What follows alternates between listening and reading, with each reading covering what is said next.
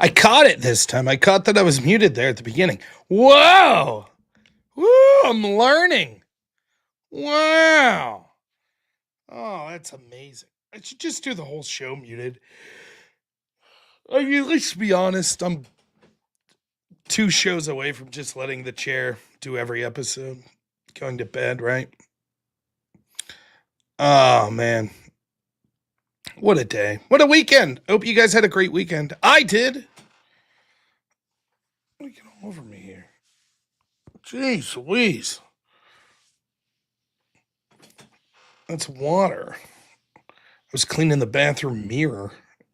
It's all grossed up. Now, here we go. How the hell that happened? Anyways, I got a show for you tonight. I am yawning already. Now, these weekend shows, as you know, are optional. But what's not optional is you all sending me all of your money. So if we could just kindly raise $20,000 real quick, then I'll go to bed early. Right? Sounds good. What's the plan tonight? That's a good question. I don't know. Figure we'll talk about some of the riots we saw going on this weekend.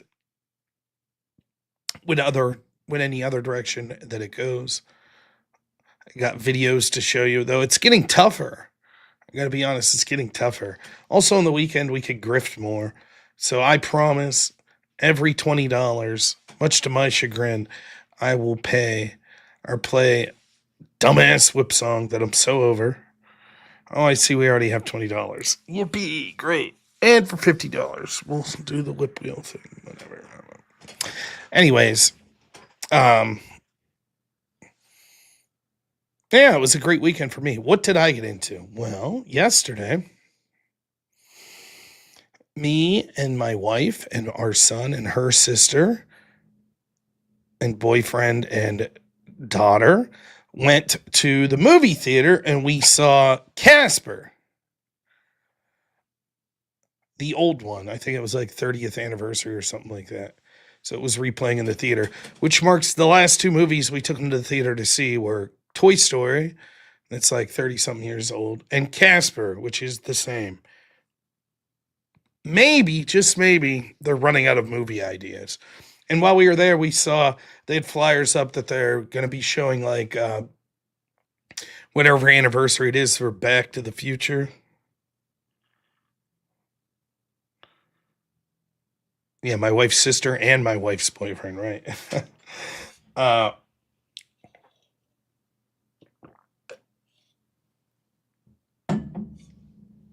yeah, my son had fun. He really did. He had a good time with it. See, they did. They sent super chats and stuff. I said, so, am I doing a one-on-one with Indian Jesus? Yeah, that's supposed to be Wednesday. I'll give you the rundown here. Indian Jesus Wednesday. Tomorrow around 8 p.m. Eastern, I will be doing a podcast. And then, let me give you the details.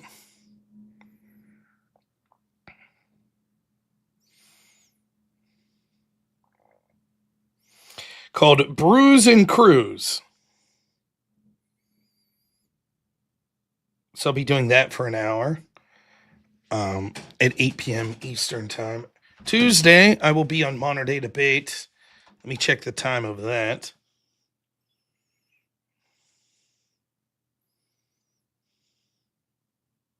9 p.m. Eastern. So tomorrow it'll be 8 p.m. Eastern, doing a podcast. Tuesday it'll be 9 p.m. Eastern. Wednesday, I think it's 8 p.m. again. They're trying to set up a debate with me Thursday, me and someone versus Radical Coder and Dusty. I don't know. Then I'll try to line up a debate Friday or something. Oh, I don't think I'm muted. Am I muted? I don't think I'm muted at all. I think Ashton's a meathead. Yeah. What are you doing to me, Ashton? I think maybe your headset's dead or something, man. I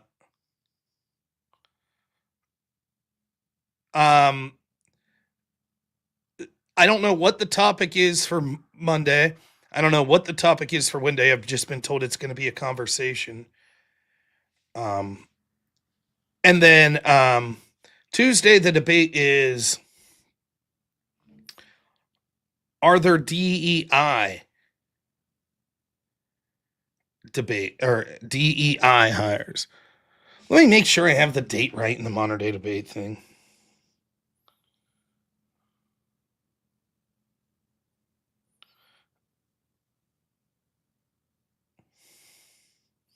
He sent me this last Tuesday at 2:51. Yeah, would you be up for a debate on whether DEI hires are real next Tuesday at 9 p.m.? Partnering with Alex Stein. I said, why not? He says, consider it booked. Then he says, today, sorry I'm late. Two lefties named Garrett and Corbin. They're both new, but I'm optimistic about them. Should be good. So I assume since he messaged me on last Tuesday and said debate next Tuesday, that the implication was it's this Tuesday. But let me check just to make sure. I always do this. And maybe he was just waiting to get everyone confirmed before he...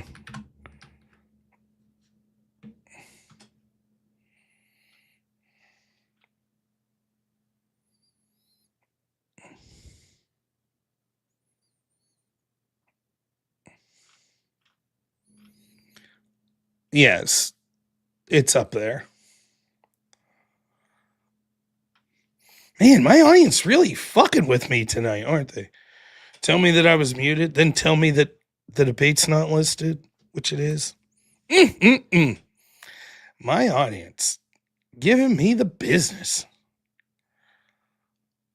Here it is. My picture's not on the screen, but are there really DEI hires? Alex Stein and robnoerr versus Corbin, and they don't have the other guy's name up yet. Anyways, there you have it. Can't hear me.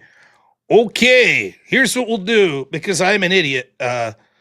Anyone who audio trolls from here on out is getting a ban. We'll give you one more chance. Because I do screw up my audio all the time and do rely on my audience. So if you say that I'm muted and I'm not, you're banned from here on out. So we'll just throw that out there.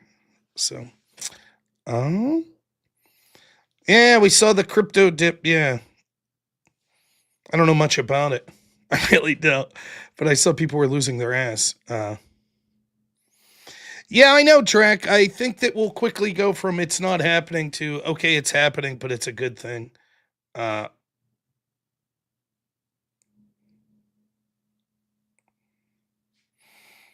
you think the right is more violent than the left? You're brainwashed by leftist news. I couldn't agree more, Jack. I don't like I don't like the audio trolling at all. Like it screws up my channel.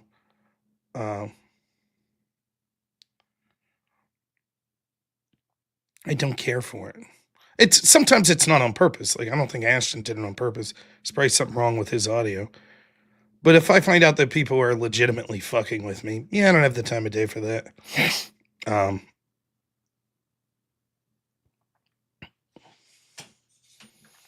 Boop, boop, boop. Anyways, that was Saturday. Sunday. Yeah, no problem, Ashton. Sunday, today, we just hung out with the family. We got pizza. I watched the Steelers win. Pretty convincing win for once by the Steelers.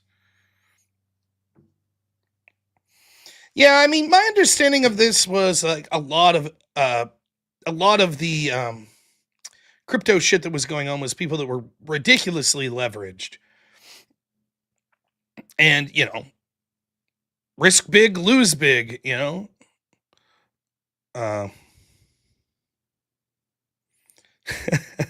I don't recall saying I wasn't going to debate Ryan anymore.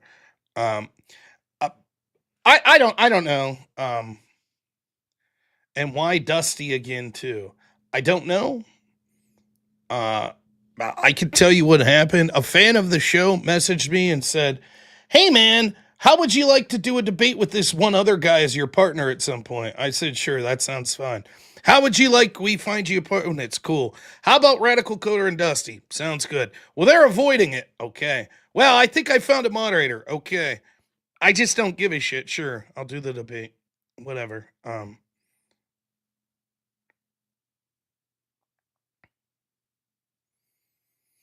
My takes on Jeff Franklin. I mean, it feels like I'm only going to talk about this for a couple minutes. Franklin was the Penn State coach, college football, who just got fired. Now it looks like he's going to walk away with like a $48 million buyout. So, hey, man, I'll be Penn State's coach for that, to get booed at for losing a bunch of games and then fucking take a $50 million buyout. I could manage that. That's my type of career. I think he's a chronic underperformer, is what I think. I think that he's gotten stale since 2014. I don't think he's ever won a big game, like the big game. He'll beat up on teams that aren't that good. He'll have a bad loss here and there. But when it comes to like Ohio State and other teams that are supposedly Penn State's rivals, seems to fail almost every time. I will say, though, that he was there immediately. He was the guy immediately following the Joe Paterno business. And that says something. That was not easy. And I think that he earned some grace for that. And for those that don't know, Penn State had this, legendary college football coach who had been there for decades, Joe Paterno. Was considered, I think at one point he was the, if not the second most winningest coach in college football. And then there was a scandal that,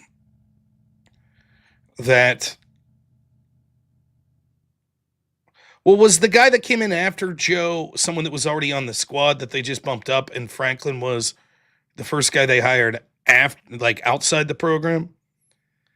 Nonetheless, there was a scandal that one of the coaches at Penn State was assaulting young children, and allegedly the head coach, Joe Paterno, was at least tangentially aware of this, and they did nothing. So that's sort of, Franklin was one of the, if not the first, one of the guys that came in after that and got them through. It looked dark. It looked like that it might be that their program was irrelevant for years and years. And, I think college football, I've never been too big of a fan, but I think it's a joke now with them paying players, and players are just like mercenaries now. I'll play for this team this year and then I'll get paid more money to go play for this team this year. You can handle it in the NFL, but it's structured a little more soundly because the way the contracts are. But in college, you only got 4 years. So it's, I don't know, seeing these players bounce around like it, it's just like, yeah, sure, I'll probably be doing a call-in show tomorrow, even though it's Columbus Day. I guess I don't, I didn't plan on taking the day off for Columbus Day. I am going to have to make, last thing I'll say, then I promise I'll get super chats, play the whip songs, get to sort of the stories I wanted to talk to today.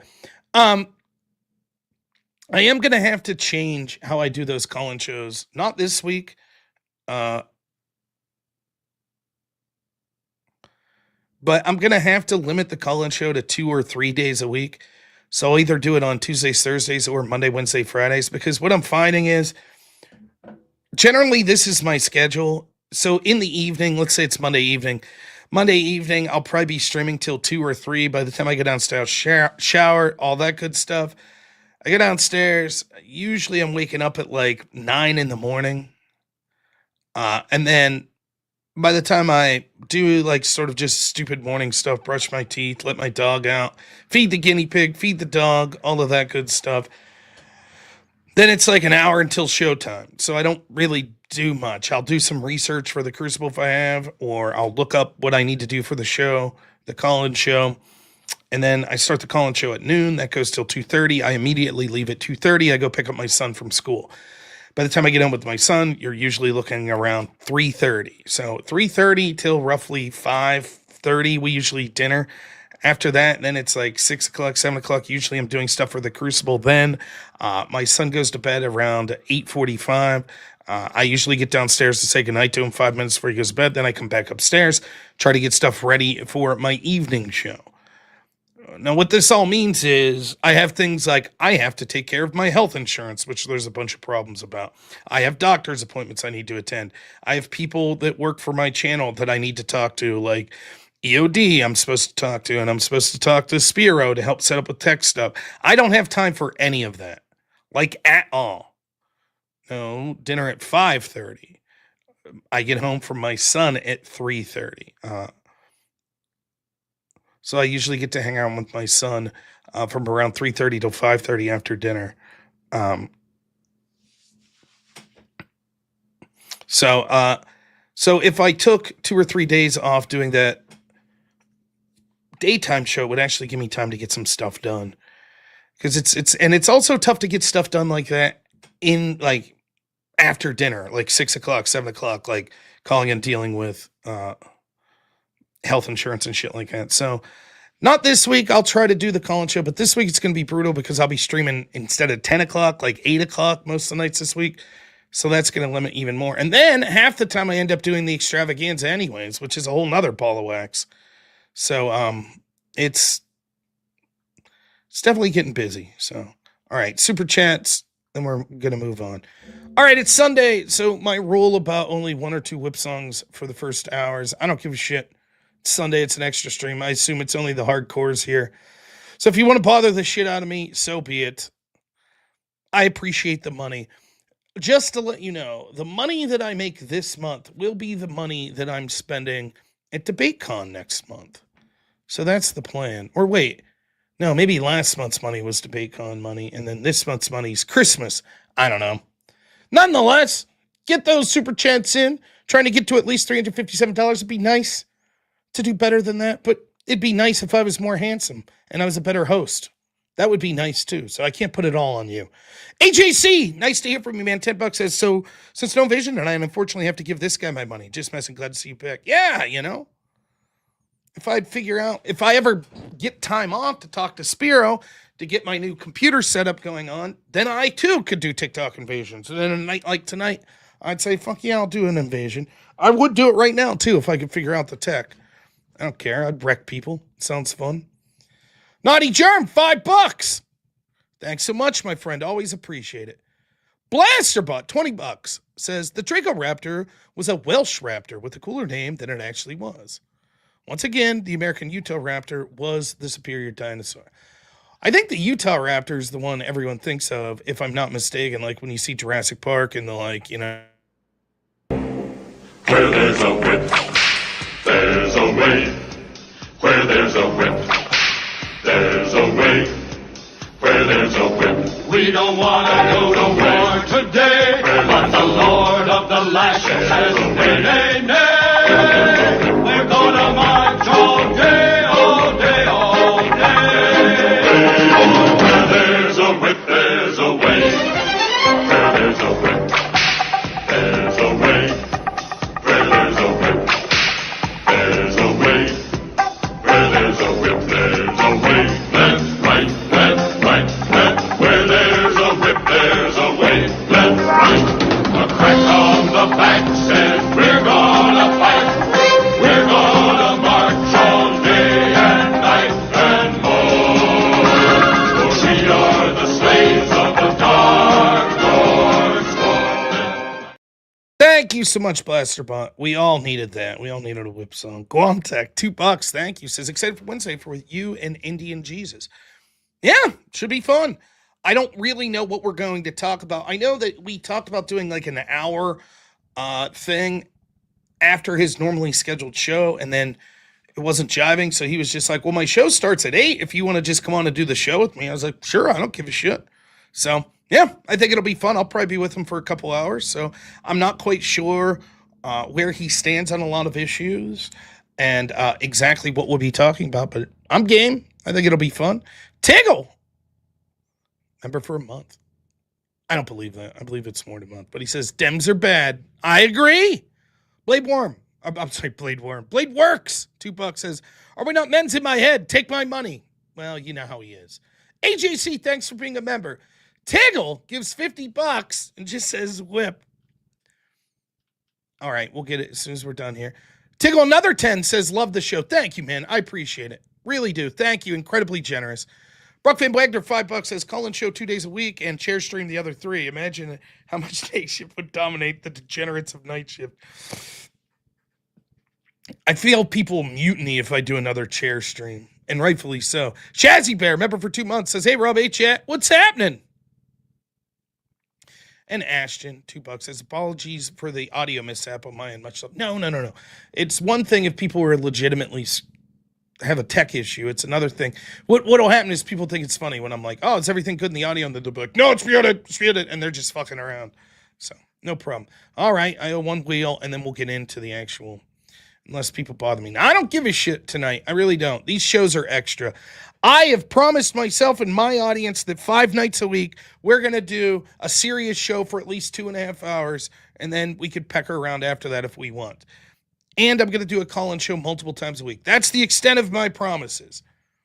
After that, weekend shows are optional. So, if you guys decide to make the show absolute dog shit and playing whip songs the whole time, that's on you, my friends. Disco Metal. I don't know if I've heard this one since it was... Oh, let's see. I have it saved here.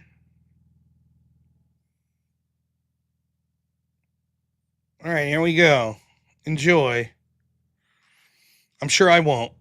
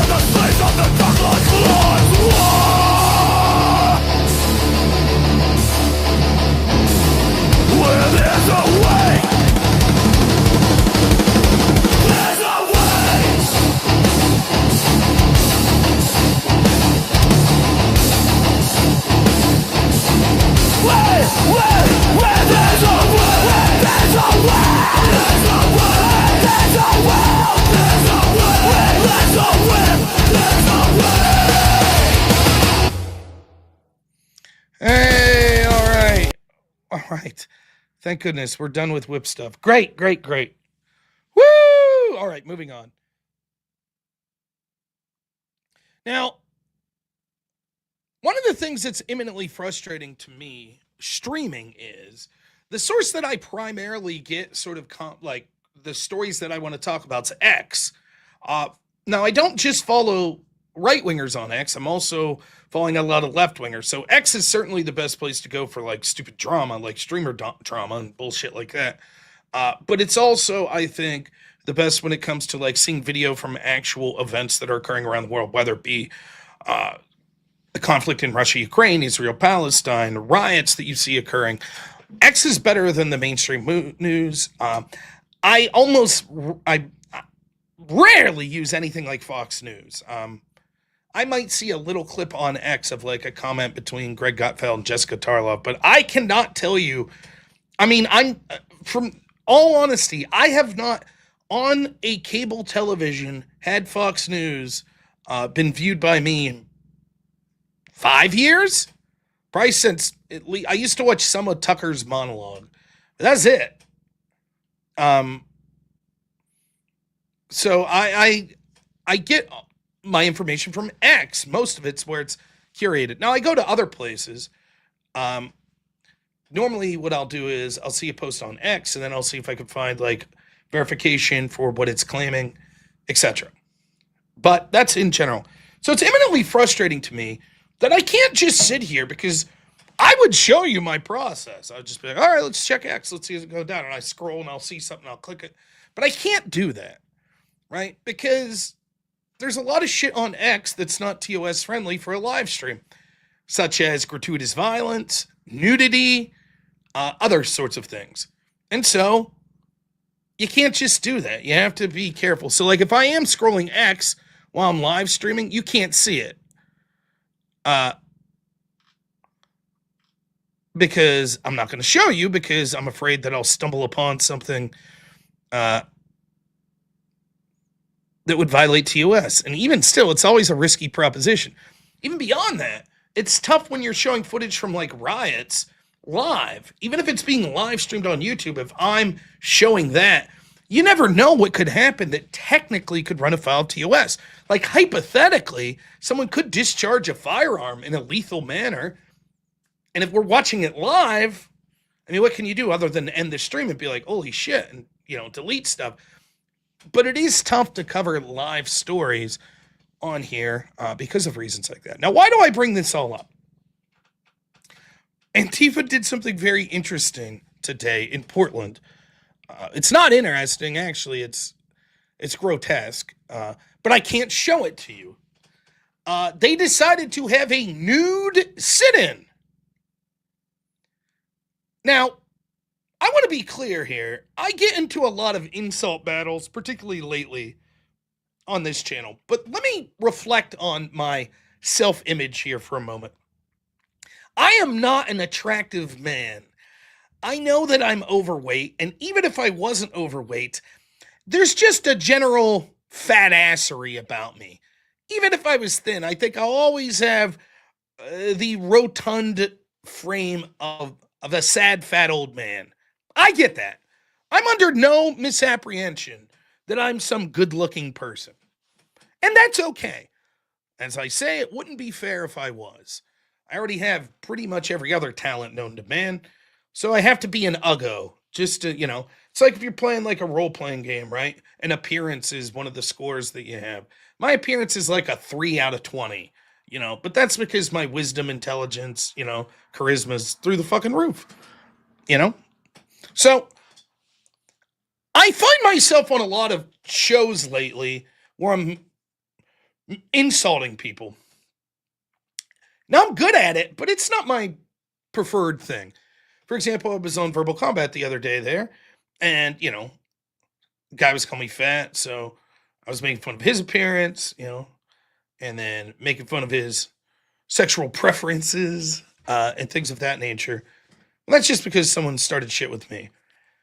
And I hope that everyone can handle that it's like, I don't have hard feelings when people call me fat and stuff, so I assume they don't when I make those sort of insults to them. I assume that is how that works. We'll see, I guess. And then on the extravaganza, half of that show is making fun of overweight people and videos of them failing at things. So, I get it. But don't get it twisted. I know my spot when it comes to my physical abilities, my physical appearance. I do not get it twisted that I'm sitting there with, Andrew or Jake on the extravaganza like, oh, look at this fat lady. What's she doing? Oh, what a fail. I'm not sitting here thinking like, that's not me. I'm not a fat guy. No, I'm a fat guy. Totally get it. Totally get it. I've lost some weight. I'm trying to lose more, but I get it. Now, this is all to say that I don't want you to get the wrong idea with what I'm about to say here. But the Antifa nude-in is about as grotesque as you would imagine in your head. Now, clearly, I won't be showing you any videos.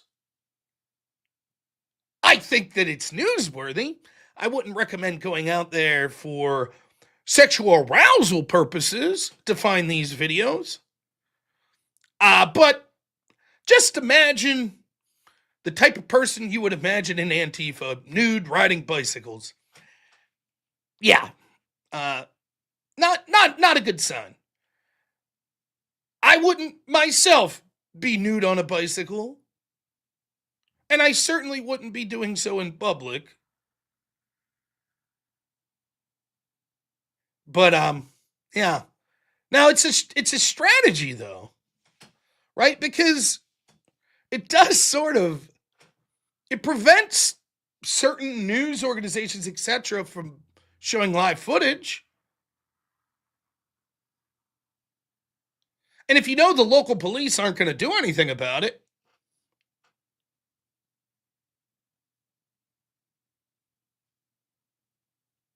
but it makes it a little more annoying for me, which I'm sure is 100% Antifa's goal.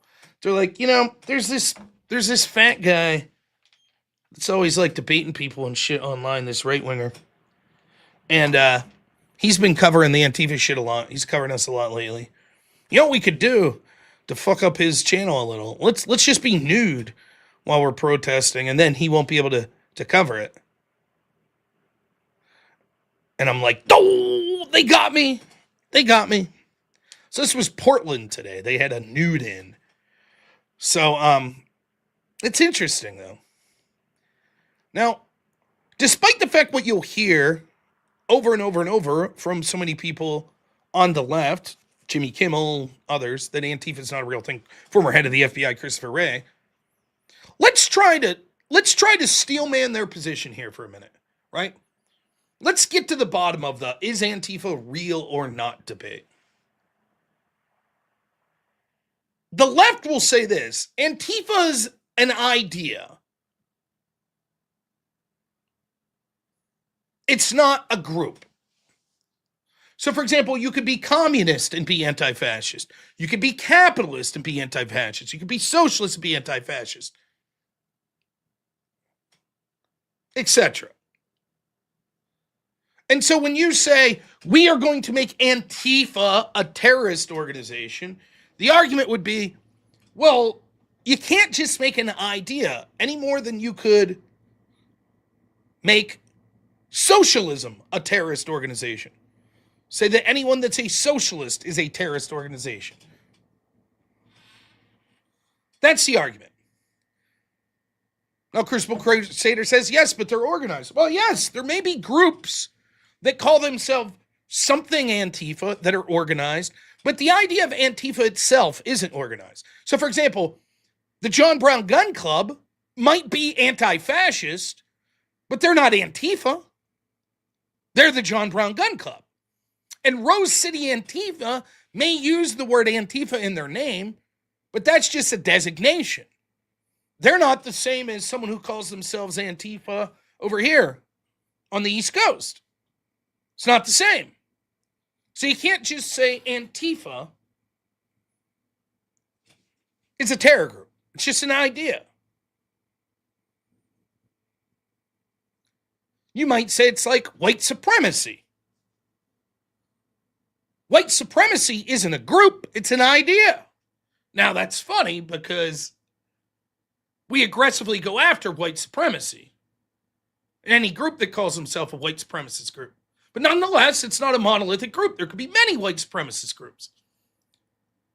However, I think the best, if you're trying to be as generous as possible to look at both sides of the argument, I think that the best example that I could come up with is the mafia. Is the mafia real? Well, many members that have been convicted of being in the mafia say no. It's not real. There's no real mafia. The mafia is just a generic name for an idea of Italian gangs. But the idea that there is a mafia, not true. Now there is. We know there's a mafia. We know that there was a structured hierarchy, but it was also more than that. There could have been people not in the structured hierarchy of a particular mafioso group that would say, I'm also mafia, even though they weren't part of that structured group. But imagine if we said, oh, well, you can't use RICO to go after the mafia because the mafia is just an idea. Oh, what you wanted to go after was the Gambino crime family. But that's not the mafia. So you can't have task forces to go after the mafia. You can have a Gambino crime family task force. But you can't have a mafia task force, which is stupid.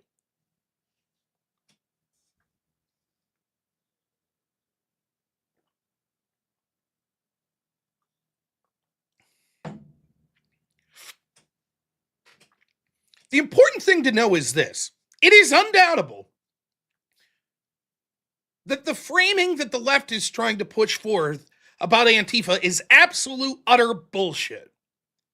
While it may be true that technically Antifa is like the word white supremacist, in that it itself is an idea that an amalgamation of different groups could call themselves Antifa, the reason that we're talking about them as a terrorist group is because they take that idea and use that to imply there's no organization, which is absolute bullshit. It's absolute bullshit. We can see the websites. We can see the flyers. We can see they've infiltrated. We know where the meetings are. We can see, for example, in Portland, they could follow them right to the safe house. Katie Davis, of course, did it the other day. Follow them right to their safe house.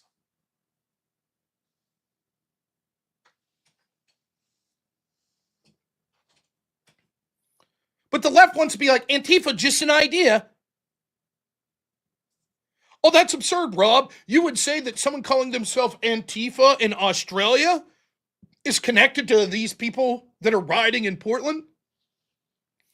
Well, yes, it would be similar to calling yourself a communist one area and a communist in another, or a white supremacist in one country versus another. True, they're not necessarily in the exact same organization. And it's hypothetical that you could be someone who calls yourself anti-fascist and not be a terrorist, sure. Sorry, I had to. But we're talking about Antifa. Yeah, it'd be like radical Islam. Radical Islam isn't a group necessarily, but there are a bunch of groups that use that moniker in order to collectively use violence and intimidation against their opponents. So I just wanted to clear up. It is undoubtable in places like Portland, Seattle, and others that there is financing that goes into these organizations. There are meetings. There is strategy. There is legal help that's guaranteed through these groups. There's forms of leadership.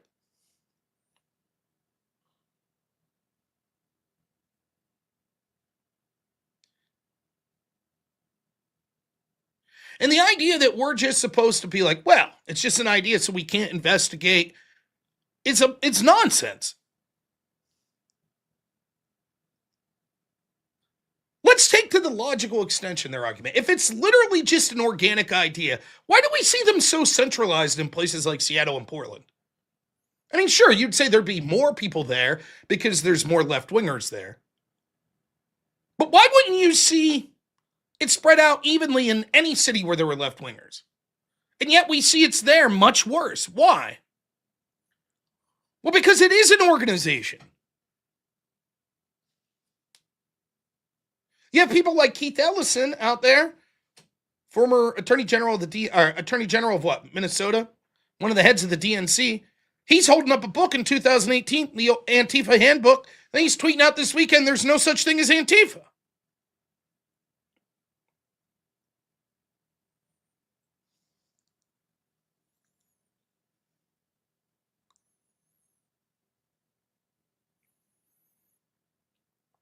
The truth is, the Democrats want this to occur. I don't know how else to put it.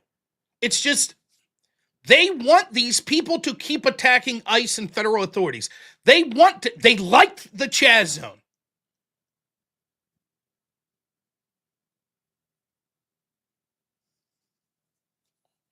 It's not happening, but if it is, it's a good thing. There is no group called Antifa, but if they are, they're anti-fascist, which is good.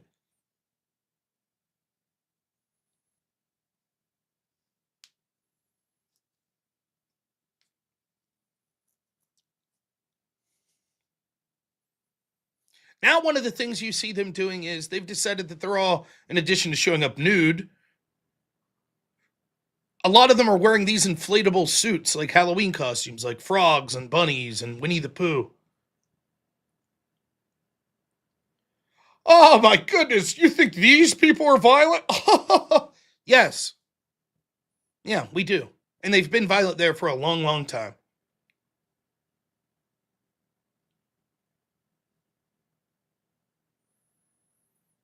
And the idea if you wear some costume, oh, well then, you can't be violent, is a joke.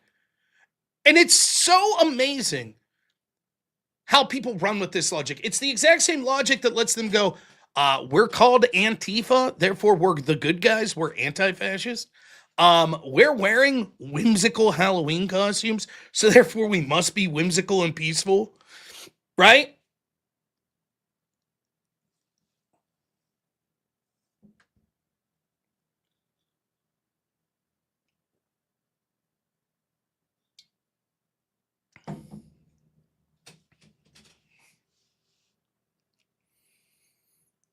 Every single Democrat you see out there, it's like, what violence? This is the game. They pretend that they're not violent. They pretend they're not organized. To the extent that there's organized resistance, they pretend it's not violent. Then they misrepresent when people are arrested and when law enforcement fights back. Then they say, oh my gosh, you guys are fascists. This is tyranny. You're locking people up for no reason. Friday, we covered the story of this person that worked at WGN News Network. We watched it in slow motion. It looks like she throws a beverage and smashes. The beverage smashes into the front of an ICE vehicle. Now, anyone in the United States that purposely throws something at law enforcement, in a vehicle of law enforcement, has committed a crime. And most of them, unless there was some impossibility to do so, would be arrested. But here it's, oh my goodness, can you believe these monsters arrested this poor journalist? And then what happens is when you dig into it, and it turns out the details are, it doesn't matter. The story's already made it in there to the ether. And people like Joe Rogan will be like, oh my gosh, that's terrible. Another story that was going viral. Did you see that they brutally slammed to the ground and handcuffed like a 14-year-old girl? Only it wasn't. It wasn't ICE. It was another police force. It wasn't from recent. It was from a year ago. And the woman was 25. And was wanted for violent assaults and fled the police. Doesn't matter. All my friends that are lefties on Facebook are going to show that clip and go, look at this. Look at these monsters. They're throwing children.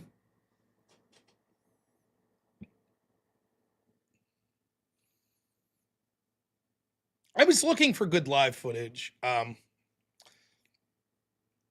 didn't see anything too good.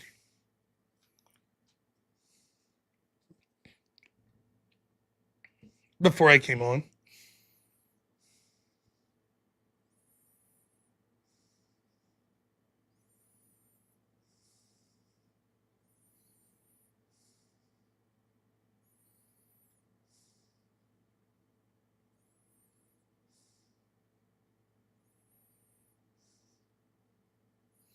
So I have it on in the background, and I don't see anything too crazy right now.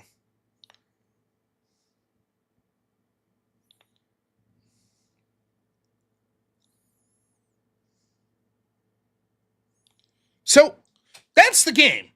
The game is to know that they're violent, to claim they don't exist, that they're not organized, to claim that they're just fighting back against fascists and they're non-peaceful and they're just protesting. Then, when police arrest people, to say, oh my gosh, this is abuse. I want you to just take a moment, breathe for a second. And I know that we get tired of doing this. I do. But I want you to just, for 1 second, Think about the shoe on the other foot.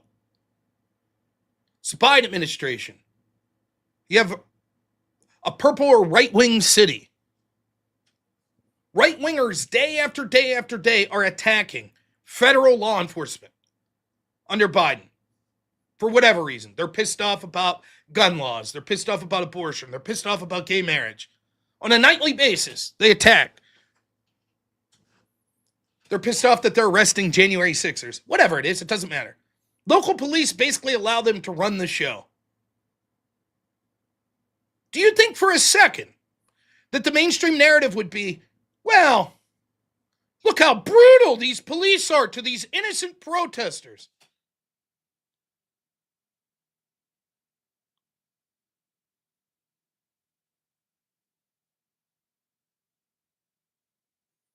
Mixing up two scenarios, Rob. There was a 15-year-old arrested for violent assault she committed 5 months ago. There was another arrested for a 27-year-old woman who looks like a child. Okay, whatever.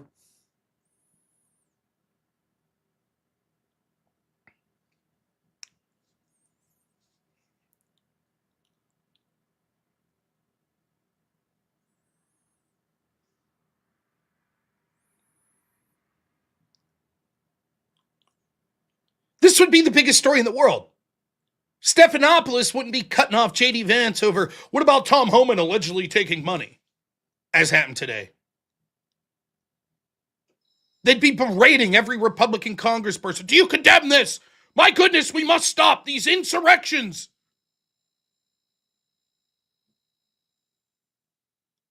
They just shot Charlie Kirk a little over a month ago. A lunatic was shooting in at ICE officers on a daily basis in places like Chicago, it seems now. They're attacking vehicles, ICE in their vehicles. They're attacking ICE facilities. They're blocking ICE facilities. They're attacking ICE agents over and over and over again. Where are the Democratic politicians calling this out? Name one.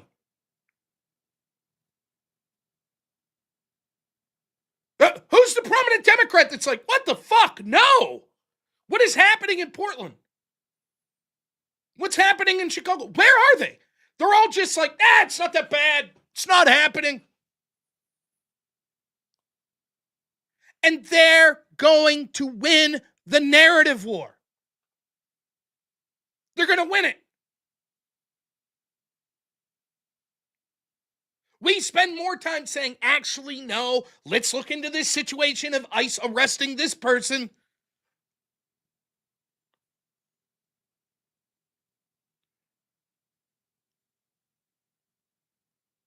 Spoiler alert, eventually ICE will go over the line somewhere. Some ICE officer somewhere will arrest someone that shouldn't have been. They will slam someone too hard to the ground. Just like if you have law enforcement tasked with enforcing the law under the best of circumstances, over an infinite amount of time, there will be mistakes made. And the Democrats' game is, we wait for that mistake. We'll call out 5,000 of them. There it is, there it is, there it is. Oh, it was wrong. Doesn't matter, next. Doesn't matter, next. Doesn't matter, next. Until they get one. And then they'll be like, aha! See?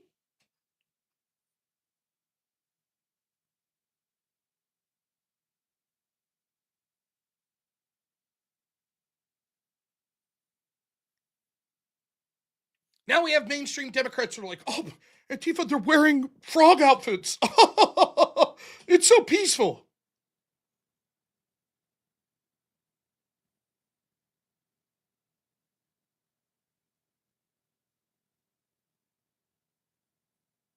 Yeah, Captain Phoenix says one time the right rioted one day for like 2 hours, and they still bring it up almost on a daily basis. Yep.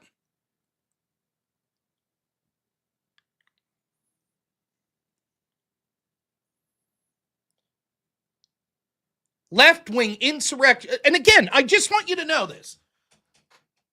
In the next 8 years, if there's a right-wing riot, and you see all these left-wing streamers, and all these left-wing politicians, and all these left-wing media people, they're going to be going, oh my God, this right-wing riot, oh my God. We'll have the largest task force in FBI history. Republicans will applaud it. Yes, get those fuckers, get them. Yeah, they'll applaud it. They'll be shouting words like insurrection. And then when someone like me goes, well, where were you when we saw insurrections on an almost nightly basis? Not based on my definition, based on yours. They'll go, prove it. Let's see it. Where? Prove it. Prove it. I don't remember that. I don't recall that. Just like we saw.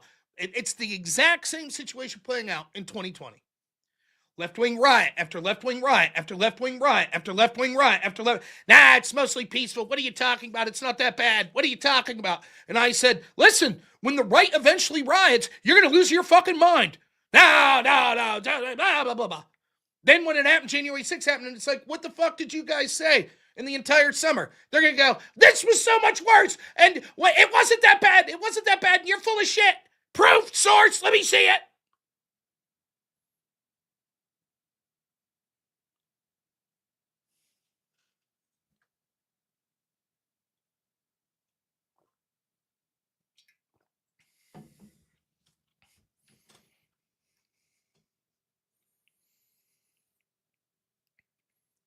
The problem is that no matter how bad, think of the bag fumble. It's so horrible to think of it this way. Think of the bag fumble that was the Charlie Kirk assassination and then the left's reaction to it.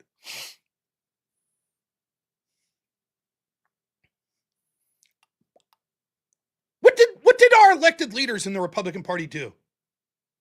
What did the Trump administration do? We've moved on. It's a month later, we've moved on. Listen, on the grand scheme of things, perhaps you could make an argument that if Trump just brokered a peace deal in the Middle East, that could be more impactful. But they're so busy groveling, we hope the Nobel Peace Prize gives us the prize. Who gives a fuck about the Nobel Peace Prize? It was irrelevant, lefty garbage, and worthless the moment they gave it to Barack Obama, the fucking bomber-in-chief. Fuck him. Stop looking to these fucking garbage institutions for validation. Fuck them. Oh, this movie deserved an Oscar. Fuck the Oscars. Oh, Trump deserved this award. Fuck them awards. Who gives a shit? Stop giving them credibility.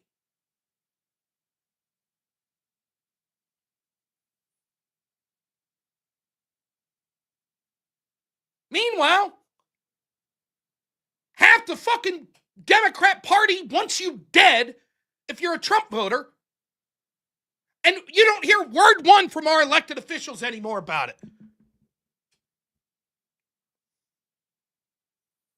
They're still going to go on places like Meet the Press with George Stephanopoulos. They're still going to give access to these groups. Fuck them.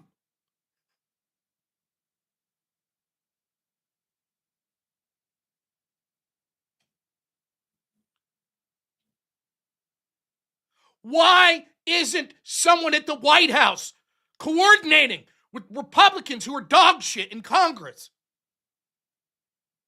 Every day we play clips, every day, before every meeting, before every fucking journalist of lefties laughing at Charlie Kirk's assassination, over and over.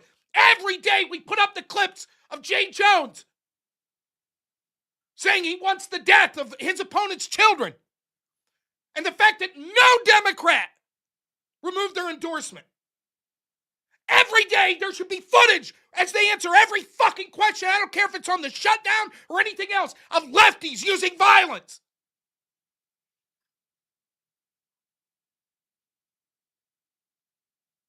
But they can't do it. They can't. And so just like with the assassination attempt of Trump, within a month and a half, out of the news cycle. That'll be it. Every once in a while, you'll hear something about Turning Points USA.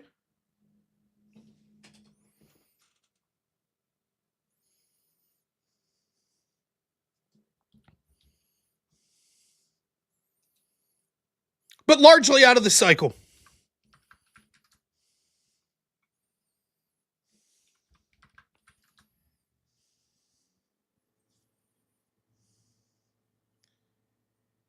Irina Zakuska? So sorry I'm mispronouncing her name. Remember her? Sure. You'll see people like me or Jake Rattlesnake or Andrew Wilson or, an X account here or there that'll still say, we still remember you and what's being done about it.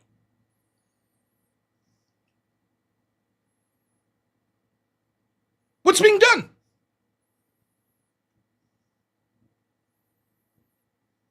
Oh, well.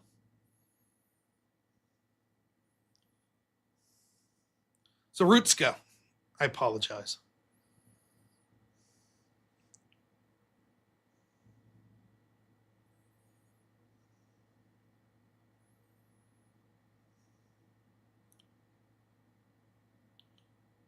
They riot against ICE.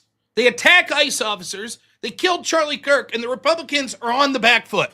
Well, let's justify ICE. Let's justify them and their actions. Fuck that.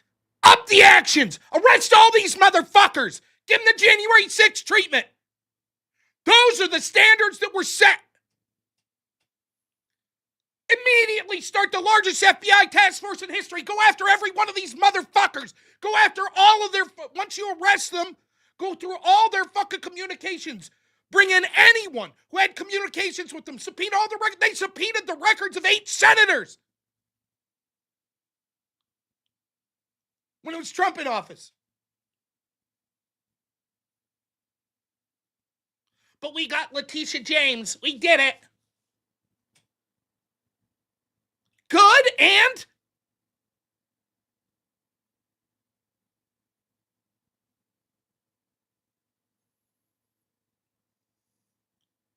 Mark my words. Again, what's going to happen? It doesn't matter. I don't have a huge audience, right? It doesn't matter how articulately I try to explain on an almost nightly basis. Do not take the bait.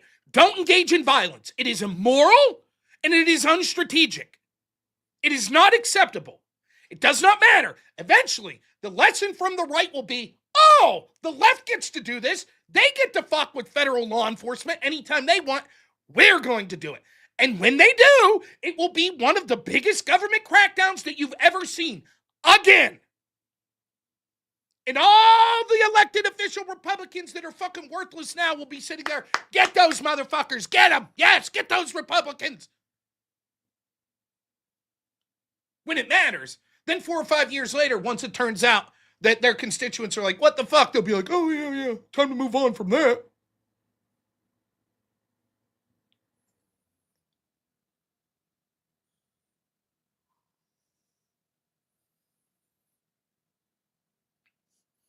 Over and over and over. These people, the standards that they set, insurrections, oh my God. Remember, if you engage in an insurrection, you should be removed from office under Section 3 of the 14th Amendment. Shouldn't be allowed to run for office again. They said Trump did that by saying fight like hell. Have you heard one prominent Democrat condemn the attack on ICE officers? I've seen Democrats show up to ICE facilities and break in. No one's going to try to remove them from office. There's no... Where's Bowden Paulson? The dudes that wrote the paper justifying that I heard about all the time. They were so concerned about insurrections. Where the fuck are they? Now that we see left-wing insurrections on a nightly basis, what are they on vacation? They decided to take the year off?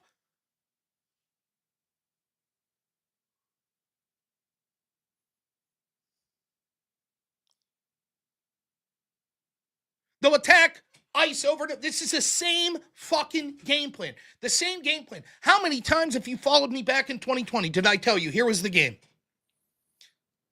They set the dominoes up. Riot, riot, riot, riot, riot, riot, riot. Local mayors and governors, there's nothing we can do about it. Riot, riot, riot. It's mostly peaceful, And then they were like, okay, Trump, do it. Do it, man. Send in the National Guard. Do it. Then we're going to call you a fascist. You see? And Trump didn't take the bait. He was wrong. I've told this story countless times on this show since 2020. I had friends in real life that I heard through the grapevine refused to ever talk to me again because I was always a bit of a civil libertarian. And I'm not necessarily the biggest fan of a lot of law enforcement. I didn't like the Patriot Act. I didn't like massive powers being allotted.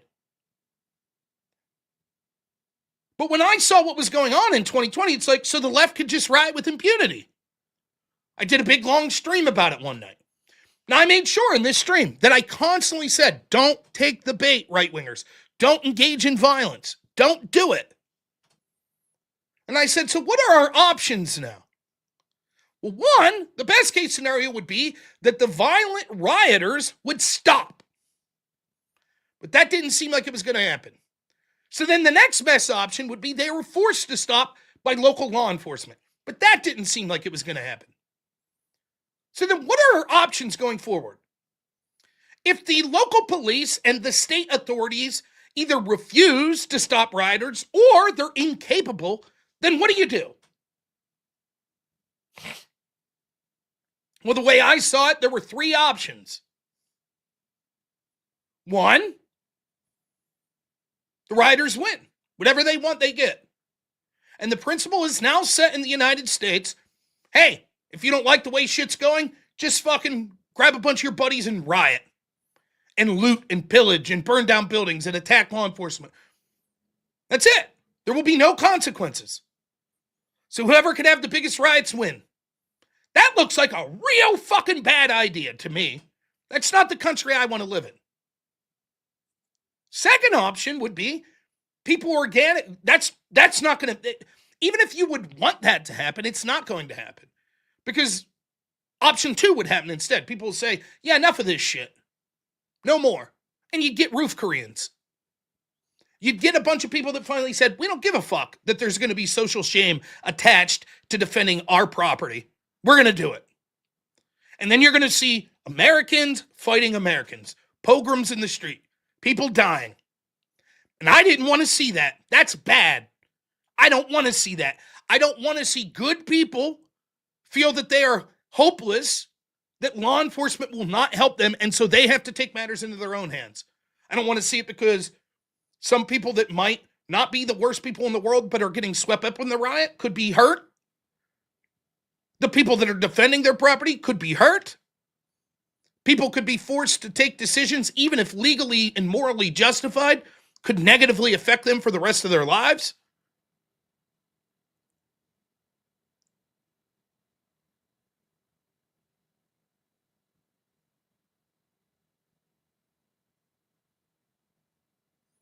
Or there was option three, which isn't a good option, which was send in federal troops, send in the National Guard. And as far as I was concerned, that was the best option of the three remaining. One, just allow the rioters to riot with impunity. Second, individuals stand up and start to defend themselves against the lawlessness. Or third, the National Guard comes in and tries to quell it.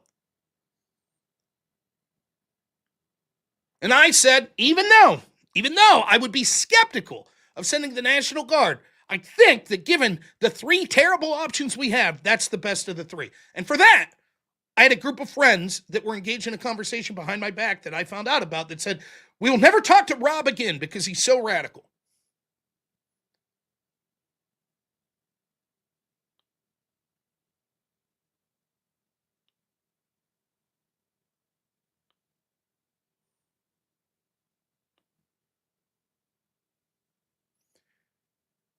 Now, everyone was, all these friends were furious with me. And then what happened like 3 weeks later? Kyle Rittenhouse.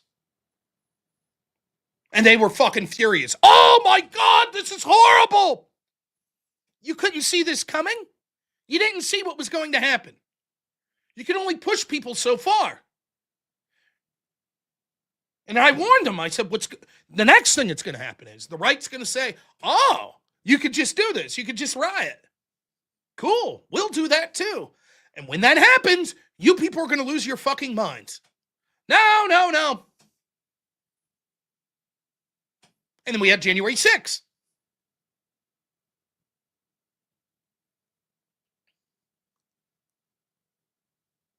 And Trump allowed the riots because I guarantee his team was telling, him, like, Trump was like, let's do it. Let's send in the National Guard. This violence is unacceptable. And they were like, oh, you remember outside on May 29th, right? When we sent the National Guard, or we sent, troops out there to stop the rioting there. Did you see how the press treated us as these horrible people? Did you see that? Did you see it? Oh, that's what it would be like all across the country. You'll lose the election. You'll lose. You'll lose the election.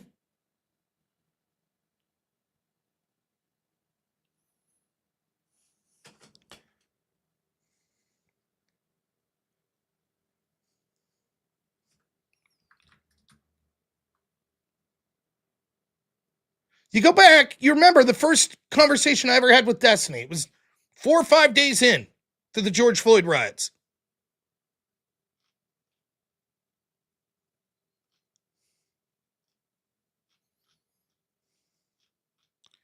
Let's see if I can find this.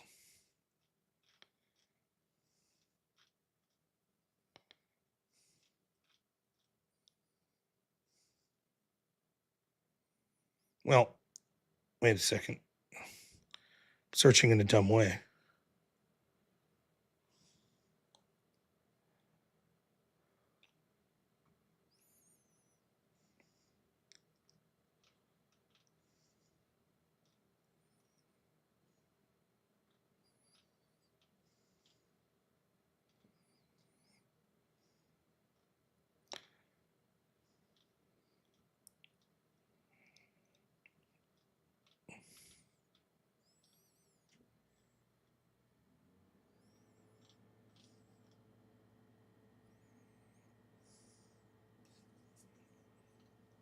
Maybe if I find this.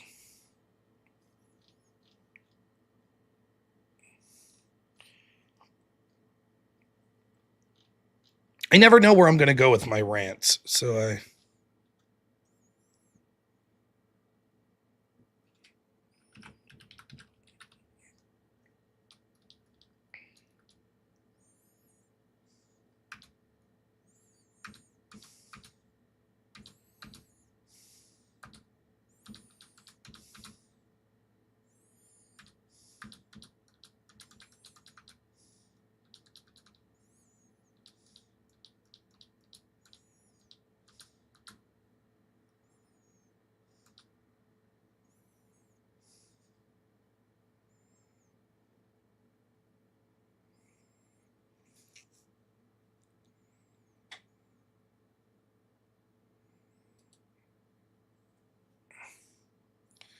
Let me see.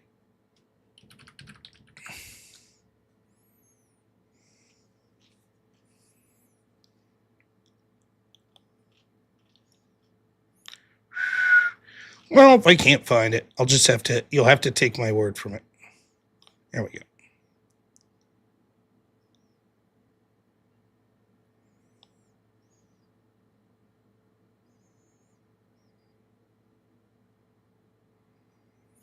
All right. Apologies for the audio. But I think this is close to around the time.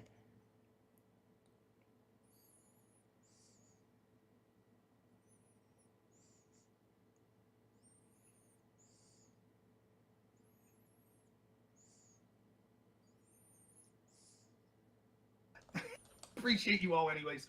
And regardless if we agree or not, I do really appreciate you having me on to talk. And I think that if we had more conversations like this, maybe it would mean rioting would be less necessary. So.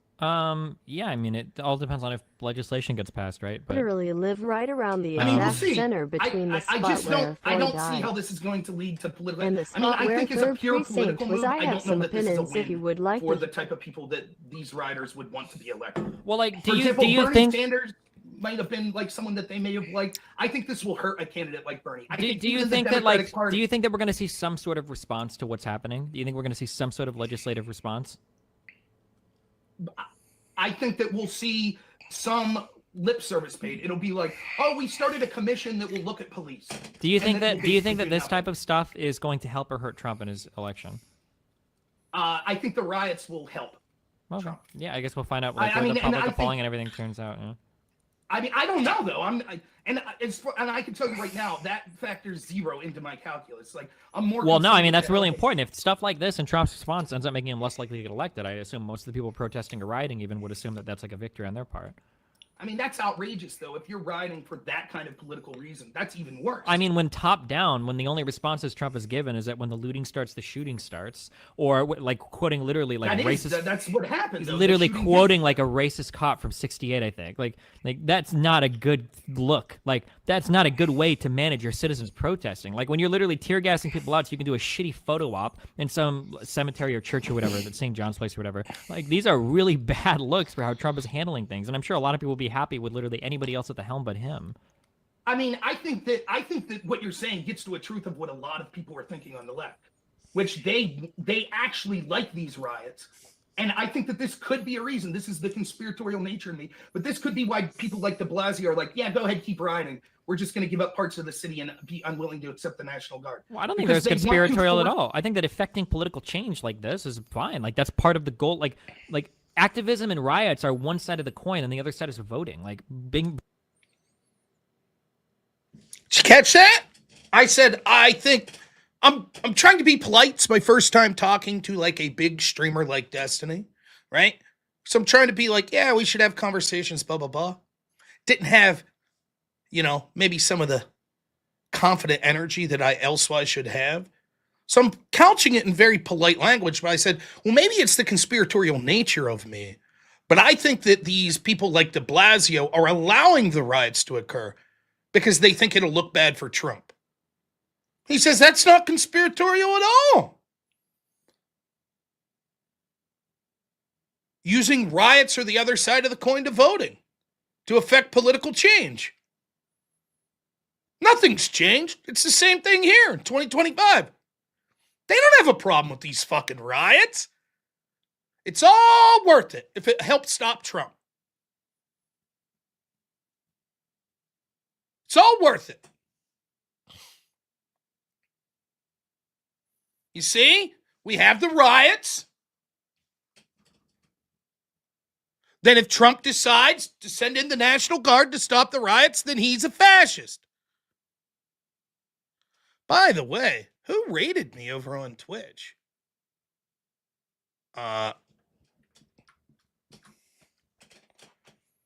Something going on over there. Let's see if I could. Oh, here we go. 1 second.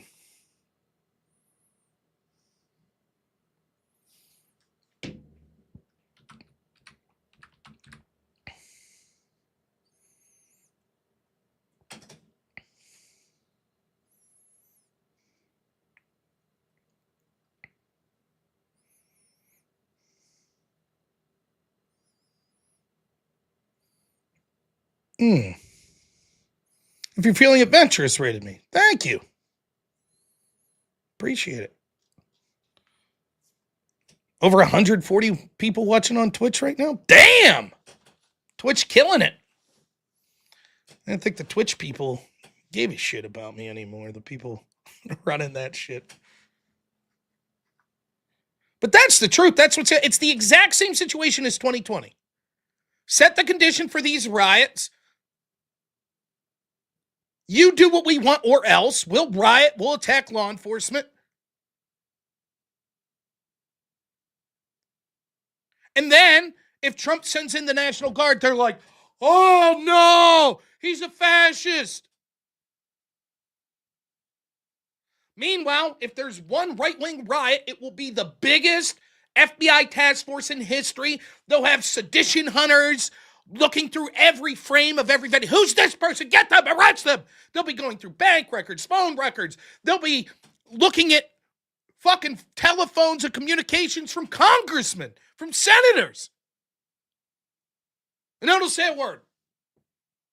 That's just the way it is, will say the left. We have to. These people are evil. They used an insurrection, damn it.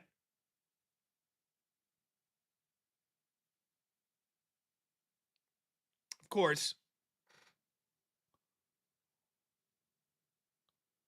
you could believe me, or you could believe Domain Louet, who says, bro, shut the fuck up. Domain, would you like to call in Domain? Or are you talking to someone in the chat?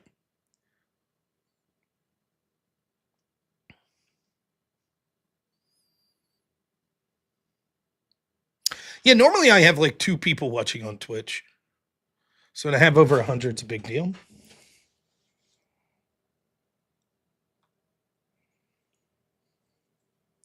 Now, we're going to read super chats, then I'm going to show you some footage.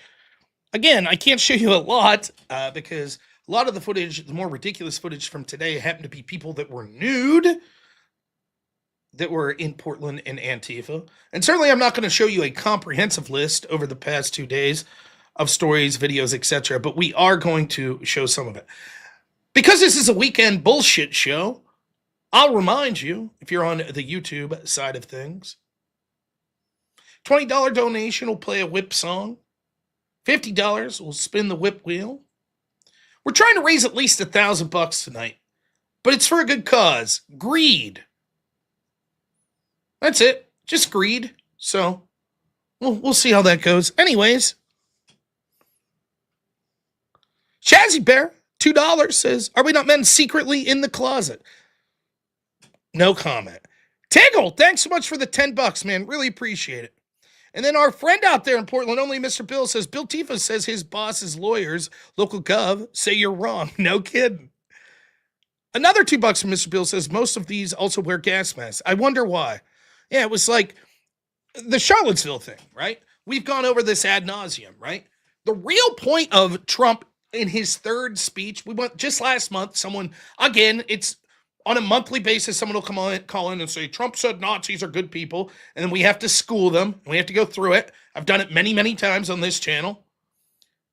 Short version is, in case you didn't know, Trump gave 3 speeches following Charlottesville, one like the day after, one that was 2 days after that, and then the third one that everyone remembers. He condemned racial violence in all 3 speeches. In the second speech, he specifically called out groups like the KKK and neo-Nazis, but it wasn't enough.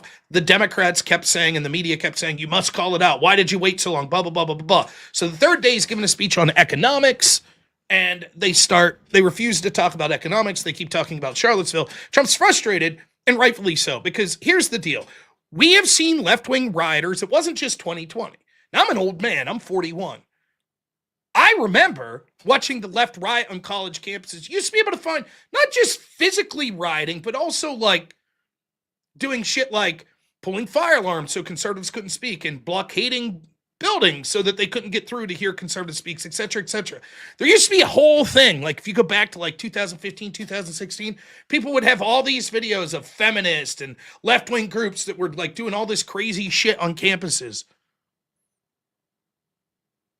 Yeah, the whole Berkeley situation. I can never remember if it was Ben Shapiro or Milo that was trying to speak at Berkeley, and they rioted and beat the shit out of a bunch of conservatives that were there. I remember the one footage, it was amazing. It was this like conservative girl that was just like talking like, oh, I'm not doing anything, and they got right in her face and like sprayed her like point blank with pepper spray, like while she was totally unaware of what was coming, and then started beating the shit out of her. There it was, right in footage. This was commonplace. We saw these groups, these Antifa-type groups. Andy No's been covering it for years. Even as far back as Occupy Wall Street, when you saw violent Antifa types that were doing crazy shit. So then comes Charlottesville, and all we heard over and over was, oh my gosh, the people on the right, the alt-right, how bad they were. But the truth was, the other side wasn't good either. They showed up in riot gear, with shields, with bats. Why?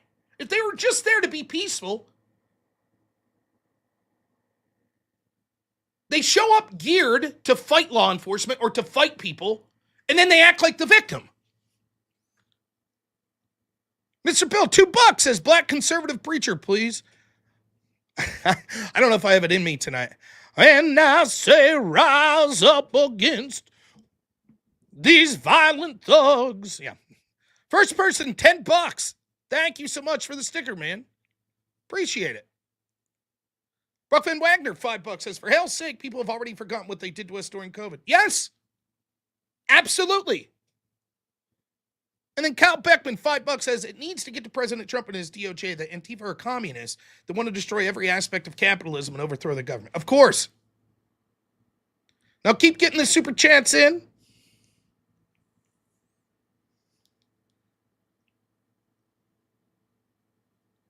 I'd appreciate it.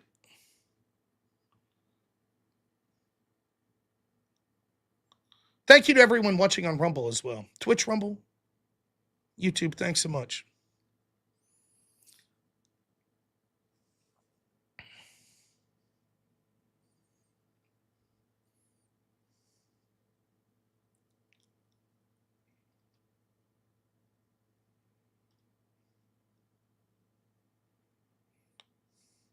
I wanted to cover this story real quick. It's a real quick thing, and then we'll get back to this Antifa stuff.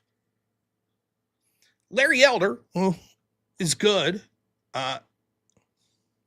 makes this point about Donald Trump, and I think he's absolutely right. So he puts this X post out. And he says, here's the deal regarding Donald Trump. Years ago, I watched Golf Channel, and there were two professional golfers being interviewed. The interview asked, what makes a good golfer? One said, I look at how he grips the club, where he places his feet, how he positions his shoulders. If he's right-handed, whether he keeps his left arm locked as he swings. If he keeps his eyes squarely on the ball as he swings, so he doesn't hook or shank. The movement of his hips, whether he swings smoothly without a hitch. And he proceeded to give several more precise mechanical details. The other golfer said, I look where the ball lands. And Larry Elder makes the point, this is exactly the deal with Trump. You could ask yourself, is he brash? Does he say stupid shit, et cetera, et cetera? Yeah, but it seems he's getting shit done foreign policy-wise.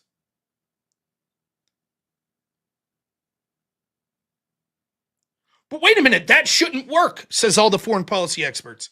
You need to do this, this, this, this, this, and this.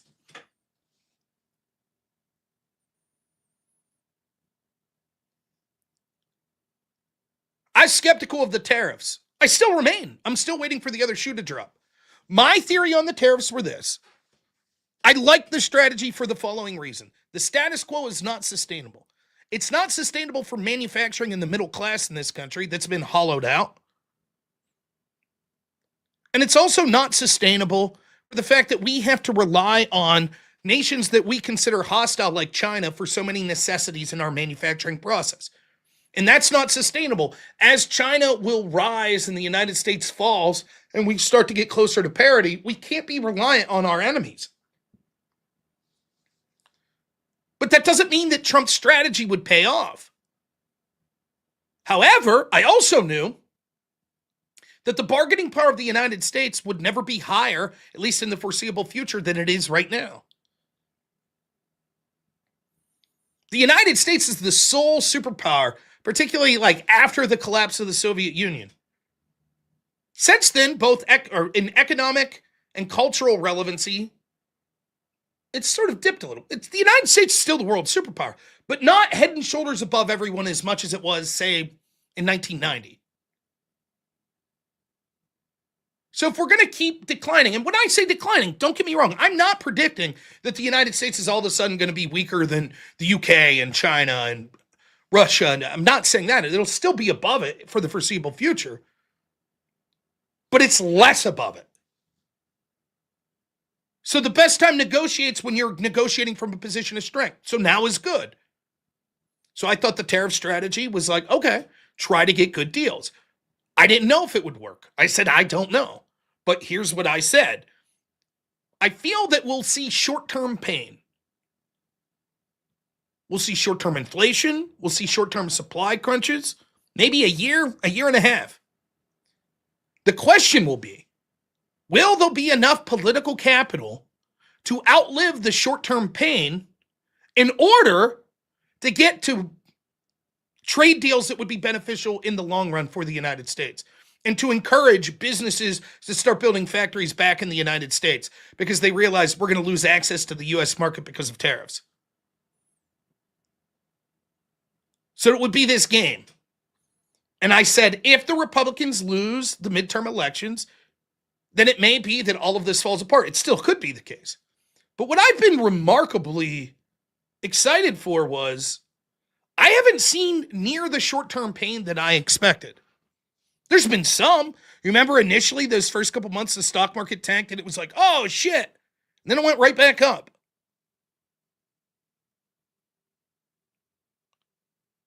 There hasn't been the doom and gloom dire shit.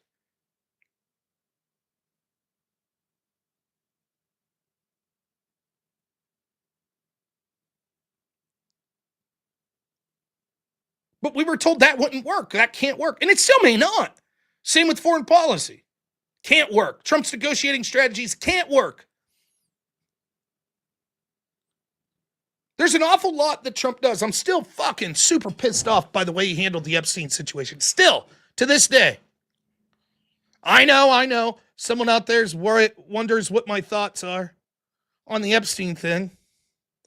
Let me summarize it for you. You're right, whoever you are that's worried about this is the only issue that ever matters, and my entire show should be in perpetuity, me talking about Trump and Jeffrey Epstein. So if what you could do is replay this 1 minute over and over again, you can see me say Trump's really bad for how he's handling the Epstein thing, and we should criticize him with every waking breath that we ever have. Don't worry about feeding your family. Don't worry about supporting them. Don't worry about taking care of yourself whatsoever. All that matters is Trump Epstein. So you join me in saying Trump Epstein, Trump Epstein, Trump Epstein, Trump Epstein, Trump Epstein, Trump Epstein, Trump Epstein. There you go. That's 55 seconds. The minute will be complete here soon. Please put that in replay for the rest of the show. Thank you. Now, in all seriousness, I did despise the way that Trump handled it. Still pissed off about it. But other than that, there are problems that I have. I don't think he's deporting fast enough. I don't think that he's cracking down hard enough on left-wing terrorists.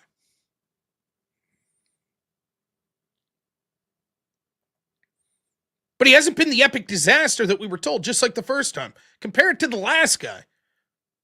Open border that we were told and gaslit the whole time was secure. Inflation out of control, as they told us it was the strongest economy ever.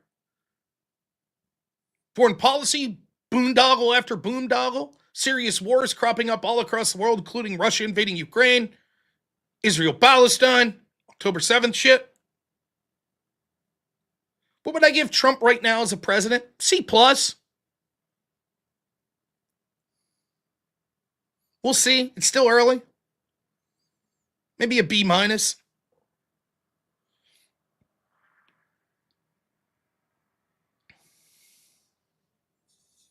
Does Palantir and the expansion of the deep state not bother me? I don't think Palantir is anything that wasn't the status quo.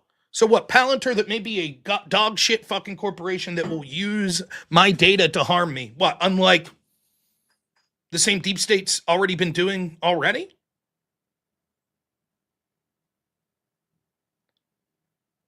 Yeah, C+ is better than any president in the past 50 years.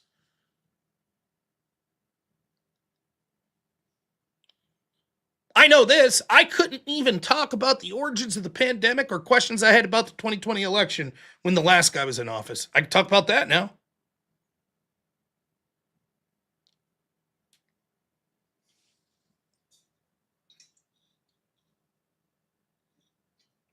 Anyways, good point by Larry Elder, I think, that we should judge on results. All right. Here we go. This is from right now. I want to say something here.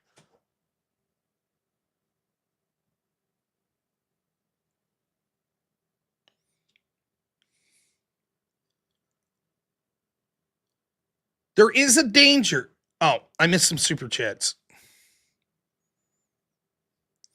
Wade Boggs, $50. Absolute legend. Thank you, my friend. Always appreciate it. It says, so I've heard that there's a wheel, there's some whip song, or it goes something like, I'm not too certain about the lyrics. Maybe you could refresh my memory. Andrew Thetford, $2 says, not just makeshift shields, but manufactured. That's right.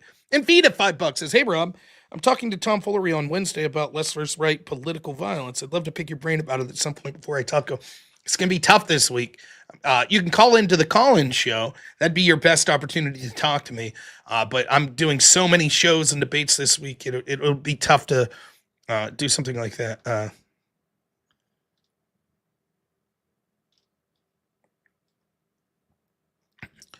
All right, whip wheel. For our friend Wade. Let's see what we get. And then we'll get to footage of Antifa rioting. Oh, shit. This one's... I enjoy this one, but it's very hectic. And anyone watching, for those who don't know, we had this song, Where There's a Whip, There's a Way. It's from an old Lord of the Rings cartoon movie, right? I thought it would be funny to sort of put a logo up and encourage people to donate, like I'm whipping them to donate. Then it became a thing that for $20 you could play that song. Then we created different versions of the song with the same lyrics, and it's $50 to spin a wheel to get one of those. And then this shit comes out, so enjoy.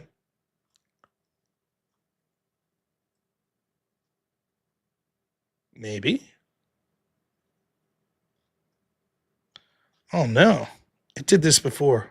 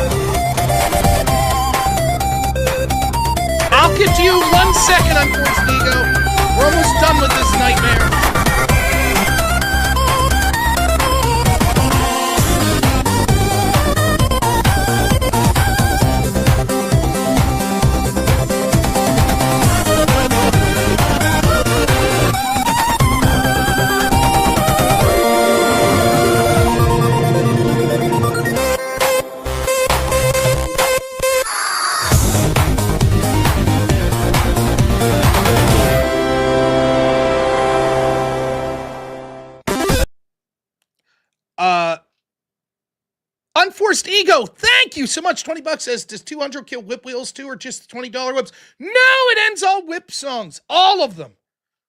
Now, I'll still owe Wade one, but I'm not going to play it right now. I owe Brock one. But that's the only one that'll count. If someone donates 200, that's it. Also, two more things. I know I'm leading people on now. Two more quick things before then I get to the actual. Here we go. The shaky cam here. Look at this. I don't know why it does this sometimes. Now, you see what I'm looking at? It won't let me scroll. Now, if I go to comments, here we go. It'll let me scroll here. But when I go back here, it won't let me scroll. It like freezes up. Now, I could make it work. Right? But even if I try to switch brands, it won't let me. But it'll let me click everything else. But anyways, so. Oh, my goodness. Look at that. And the whip song. Ah. Yes. The nightmare has ended. Oh, thank you so much. Absolute legend. Unforced ego. Let me get back to my regular cam where I don't look blue. Thank you so much. Of course, you could donate $200 to bring it back. Anyone who really wants, but absolute Chad, unforced ego. Also, that'll take us over our goal. Ladies and gentlemen, go!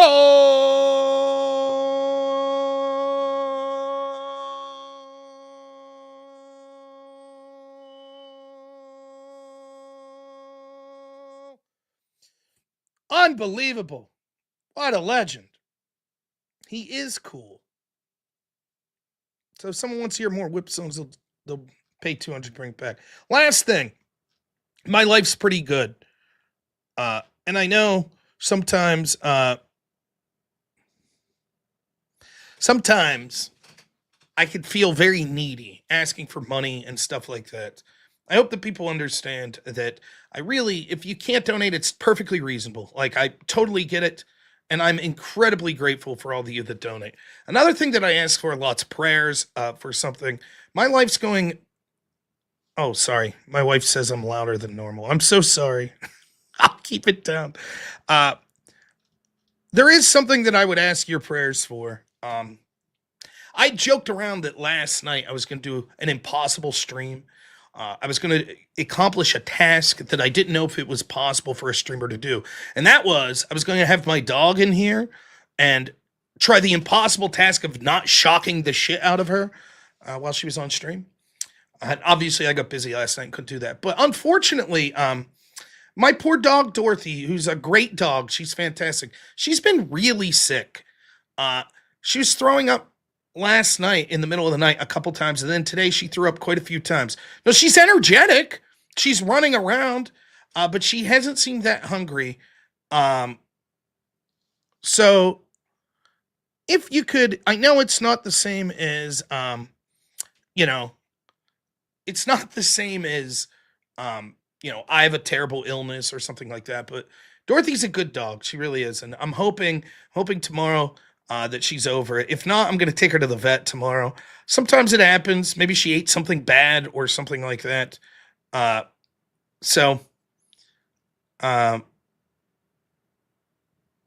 well, it might be bad tooth. We'll check. So can you see a photo of her? Yeah, maybe. Let me see here if I got one. I definitely have them on my phone, but let's see. I probably have them. I don't know if I have an adult picture of her online.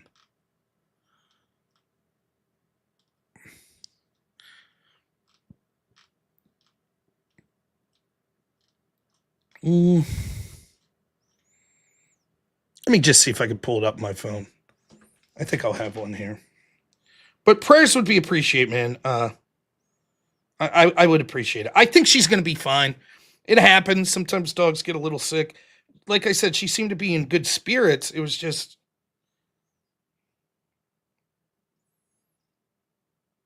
I'd be careful because I don't want to show any photo of my son because there's weirdos out there.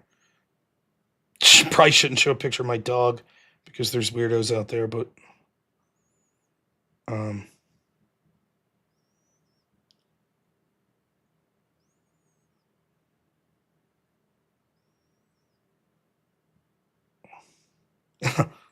My wife came through. She sent me one. She's watching.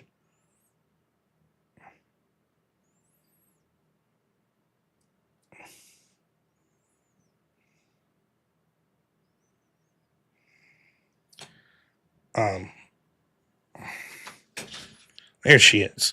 That's Dorothy. She is the best. She's a good dog. I've had her on stream before. She's really good. I had another dog named Annabelle. Annabelle was her sister. Annabelle was like one of the smartest dogs I ever had. She was a Beagle Boston Terrier mix. She passed away right before last Christmas. But man, she was like all attitude. Like Annabelle, unlike Hassan, I'm not very strict with my dogs. In fact, I should be more strict. But Annabelle, she was 13 when she passed, and she just, like, the last 3-4 years of her life was just like, what are you gonna do about it? Nothing.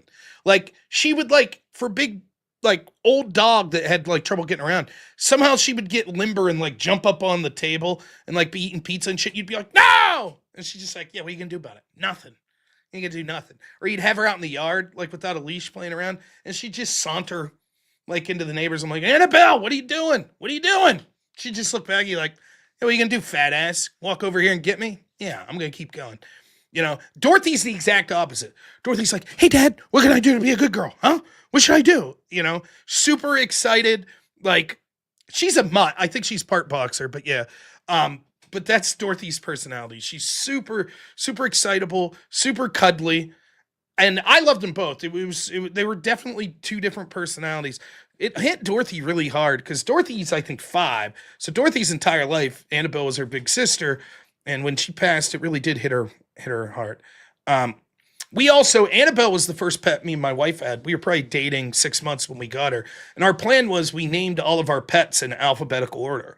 So Annabelle was first, and then we had a cat named Binya Binya, and then I'll make this quick. We had a mouse called Cooper.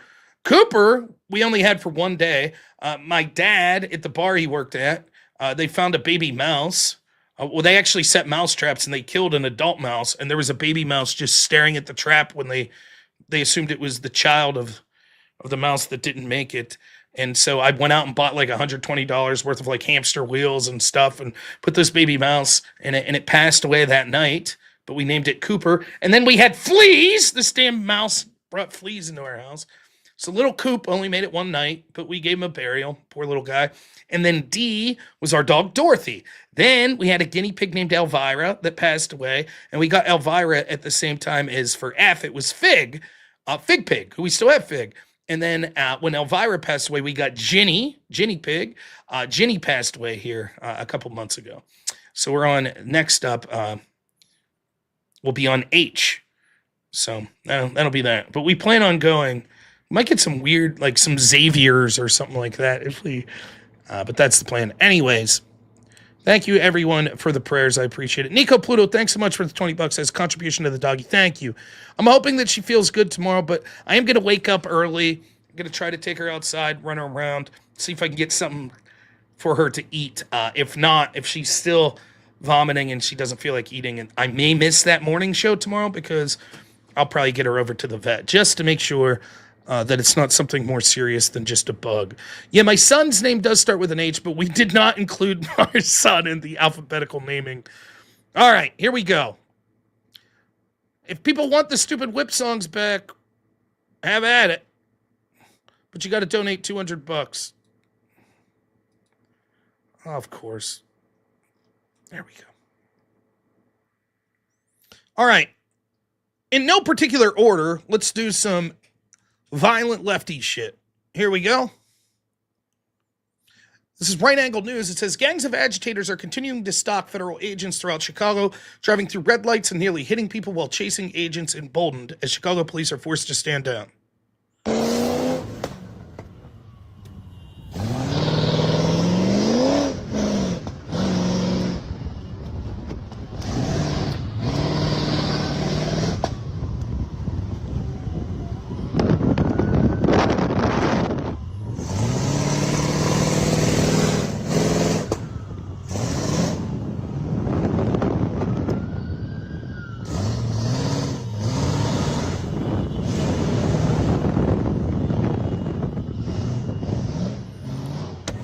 Now, just so you know, there's a couple things with this. By no means am I a law enforcement expert or anything like that. Oh shit, someone sent another dono. I'll finish this thought and then I'll see what the dono is about. By no means am I a law enforcement expert or anything of the such. But even I would know that it's very dangerous when you're using vehicles like this. First off, would be we've already seen incidents where vehicles have slammed into ICE officers. So there's an intimidation factor. At this point, ICE knows that there are people that are going to use vehicles to encroach upon them and try to box them in and intimidate and harass them. And that is intimidation, right? Vehicles are very serious. Intimidating people, whether it be law enforcement or otherwise, by having groups of people tailgate them, surround them, etc., because you don't like what they're politically up to, is very dangerous. That's number one. Number two is you can understand how you have to take each situation like this serious, because if this happens 100 times and you're like, it's not that serious now, the one time that you let your guard down, if you're these ICE agents, they may box you in and then attack you. It's very similar to the United Nations. Remember this story that just got out of the news cycle? Remember when Trump tried to get on the escalator there at the UN and it didn't run? Secret Service has to take that seriously, because if there was going to be an assassination attempt or a terrorist attack, etc., that's one of the things you would likely do. Try to make it so that the target can't egress. The vehicular version of that would be trying to box in. Yeah, and vehicles themselves are a deadly weapon, of course.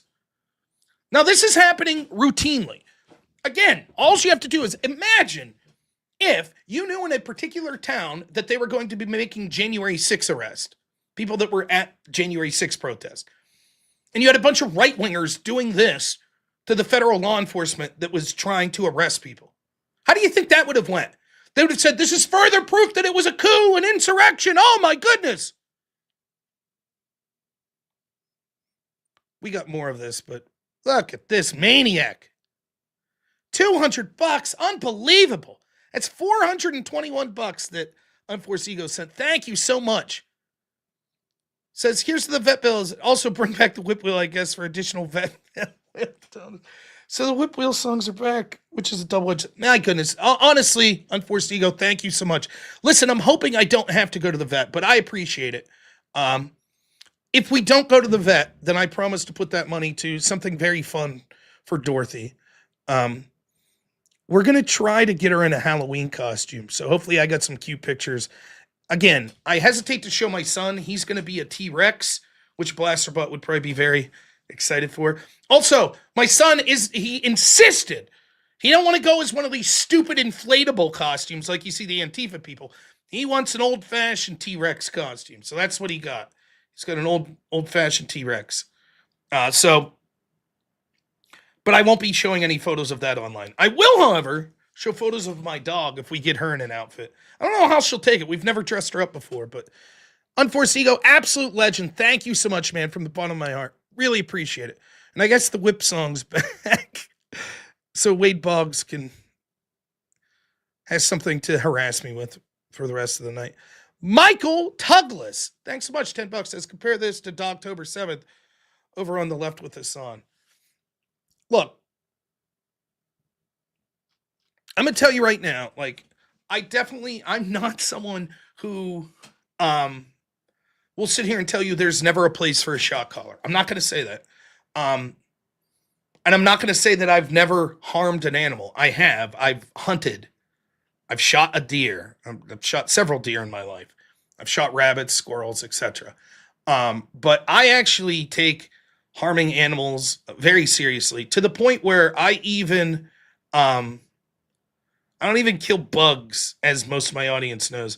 We had a pet spider that lived here. I haven't seen for a while, though our daddy long legs buddy's still up there. And also there's a stink bug prowling my ceiling. He's got free reign. This stink bug's got free reign now that our spider buddy Lost in Hall's not there. I don't know if you'll be able to see him. He's right on the cusp of the shadow there. I don't know if you can see. In about the center of the shot there, right in the shadow, there is a stink bug. If he comes more into the light later, I'll show you. But yeah, I'm not a big fan of animal abuse. Now I know that some of the fucking some of the Crucible people will call me soft, but it is what it is. So fuck us on for a litany of reasons. All right. So that was in Chicago, what I just showed you there. This is from October 11th. This is Chicago yesterday. It's still Sunday, so here we go. Huge brawl at Chicago ICE between rioters and Illinois PD.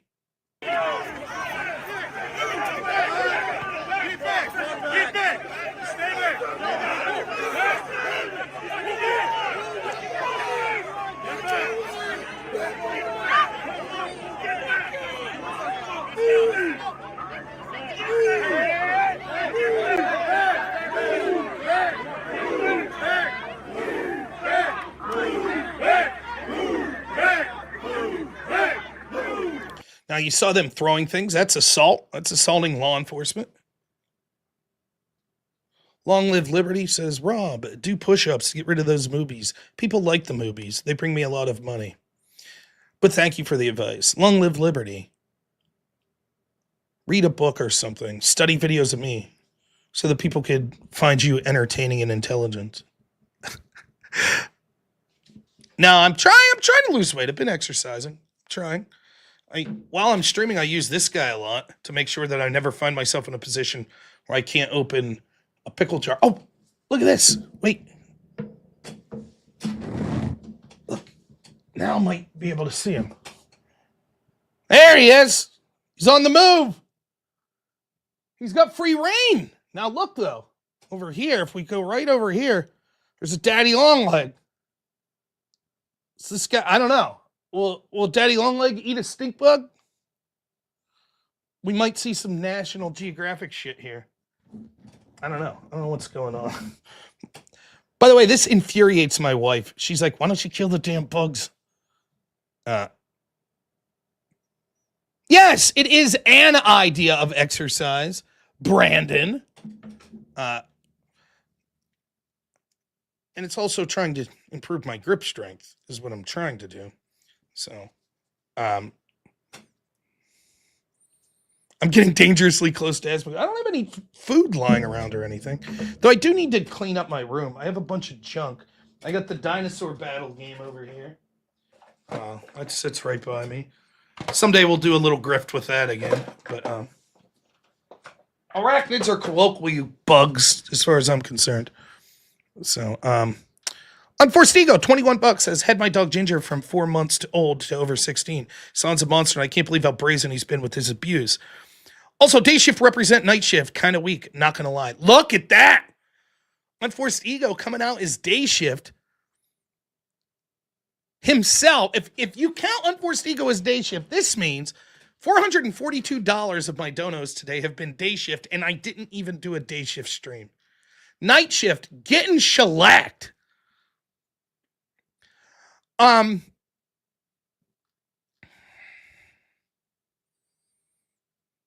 worst part about the Hassan thing, I'll see if I could find this. I didn't plan on covering this tonight.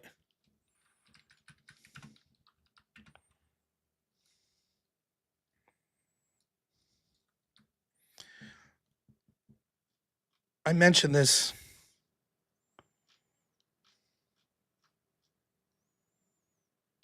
This is the worst part. Even if the shock wasn't that bad, this is what I find so disgusting.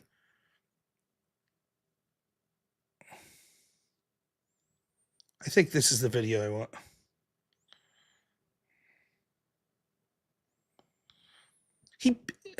I'll just leave it speak for itself. No matter where you are in the world, I'm Hassan Piker, and this is the Hassan Abi broadcast.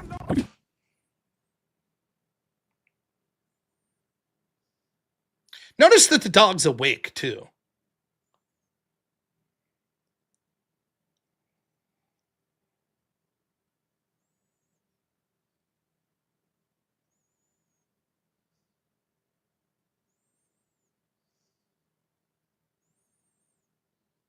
It is emblematic of all of America's much more consequential Now, finally, violence.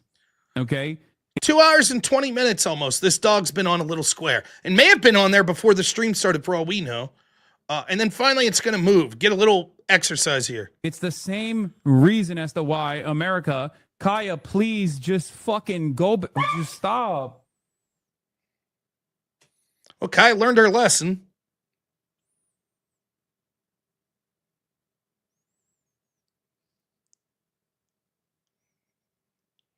There, she finally looks sleepy.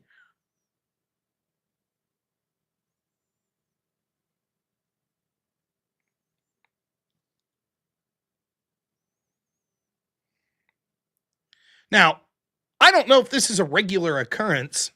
I don't know. Let's assume best case scenario, that was just a vibration and it wasn't a shock, or it wasn't a vibration even. Let's assume that, right? Best case scenario. You have your dog there for 4.5 hours, basically on a square, and you yell at it when it tries to get off of it? And again, I want to be on, like, I know this isn't an excuse, right? I'm not downplaying this in the other situation, but maybe if you're some small streamer and you got 2 or 3 people watching, and you're some dude that lives in a 1-bedroom apartment, maybe you'd be like, I get it. You want your dog to be in the room with you to make sure nothing goes afoul and blah, blah, blah, blah. Still not acceptable. But this guy's a multimillionaire. I mean, he can't pay someone to interact with the dog. He can't have a space where the dog could have some freedom in his home.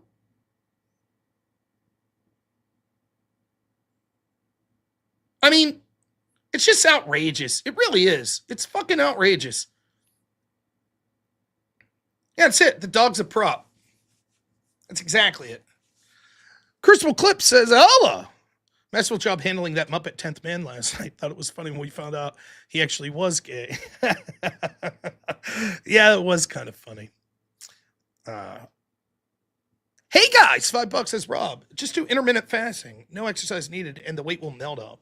Cut out sugar and alcohol and only eat in 6-hour windows. Yes, I'm going to start doing that. More importantly, I've said this several times before, I'm going to do this. I am officially tonight, if my wife's still watching, starting a 48-hour fast. So I will not be eating.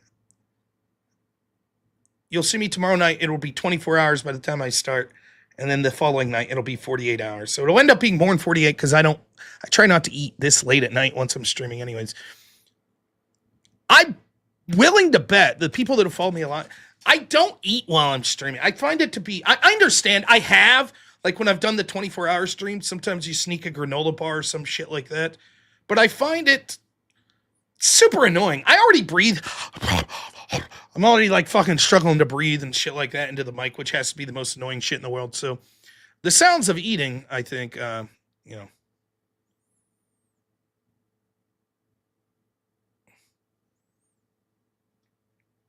got shock collars on all my spiders to keep them, yeah. This stink bug is making his rounds, man. Now he's clear over here. He's like really trucking. I mean, it's a slow speed, but he hasn't stopped. He's looking for something. Then, of course, there's a wolf spider that lives in my bathtub up here. I don't know what's going on. All right. More Antifa business.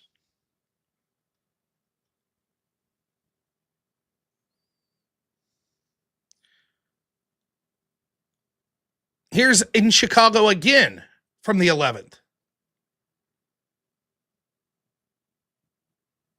Oops, sorry. Wrong button here.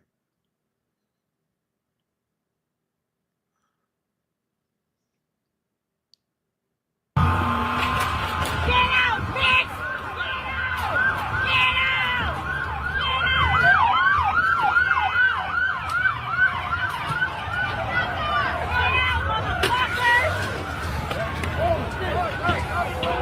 Get out! Kick it out, kick it out, kick it out!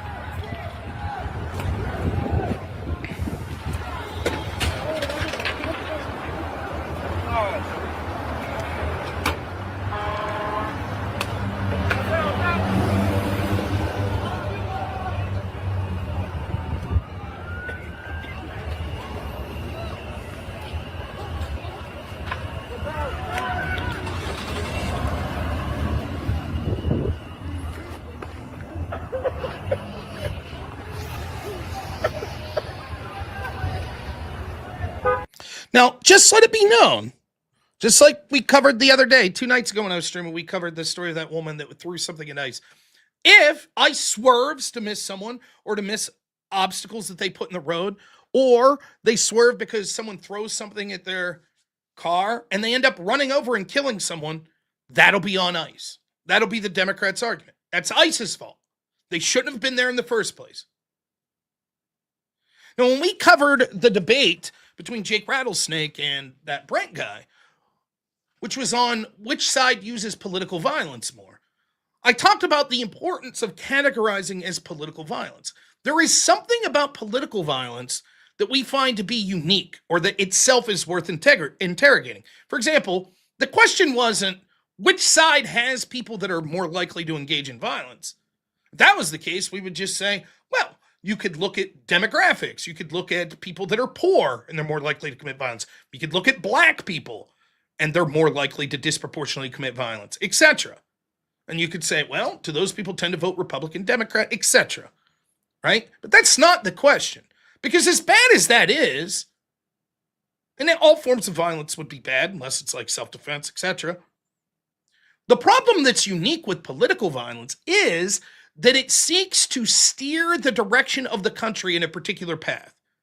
The guy that commits violence against you because he's trying to steal $20 from you is fucking terrible. And if you're on the receiving end of that violence, what does it matter what the intent is? This is why hate crime laws are so stupid. If I get stabbed because I'm white versus I get stabbed because someone tried to take my wallet, to me, it's the same, right? But political violence, what it's trying to do is to change the direction of the country. They don't like that Trump is having ICE enforce immigration laws. The mayor of Chicago doesn't like it. The governor of Chicago doesn't like it. And so they sit idly by while their voters go out and attack federal officials. Meanwhile, you have Democrats that are saying things like, we will find out who all these ICE people are when we get back in power, and we will go after them. What they're trying to do is to use violence to intimidate ICE officers from not doing their job. This is nothing new from the left. They don't get what they want, they riot. They use violence. They use intimidation. This is what they did in the 2016 election, where there were riots.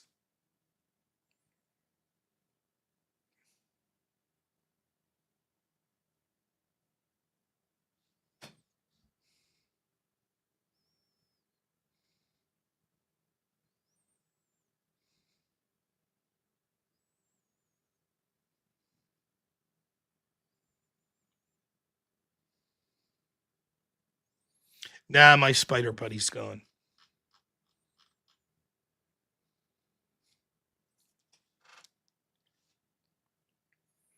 That's what's going on here. And the left sits, again, show me one prominent Democrat that's called this out.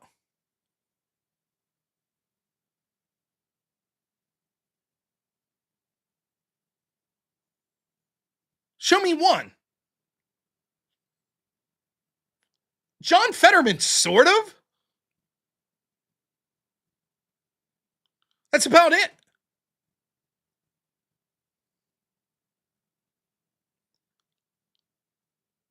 They're just like, it's not that bad. Oh, can you believe what Trump's doing? Can you believe what ICE is doing?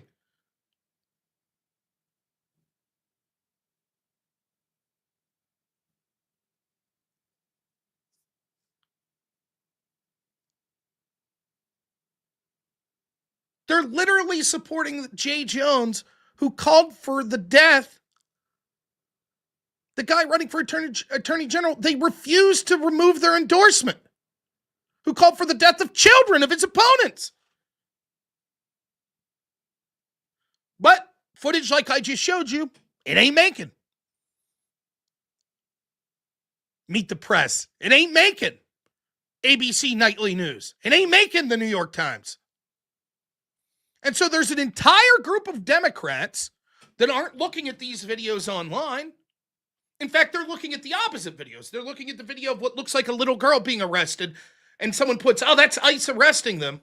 And they say, oh my God, these monsters.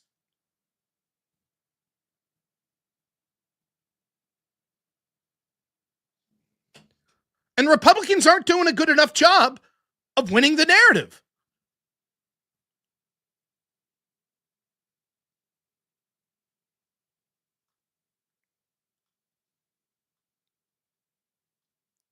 These are the videos you'll see. This is just one that you probably haven't seen.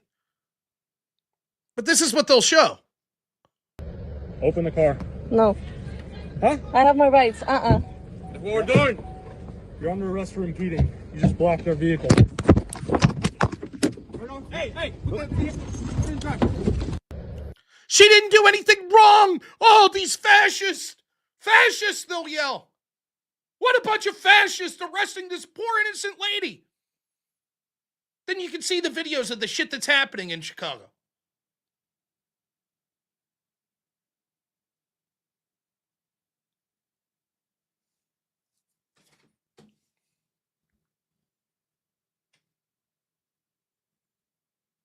The video I showed the other night, that woman that worked for WGN, all the citizen journalists showed up. What happened? What's your name? You monsters. They left out the part where she was throwing shit at the ICE vehicles as they're doing their job.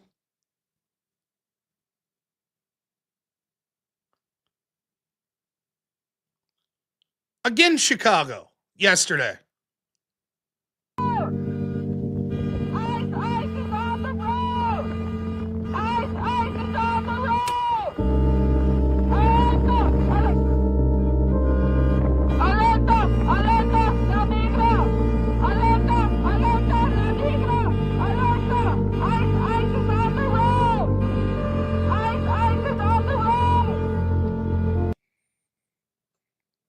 Alerting people so that ICE can't do their job, following them dangerously with the vehicle. Where are the Democrats calling this out? They want this. They want it. They wanted the millions of people that were illegals to come in. They don't want them removed.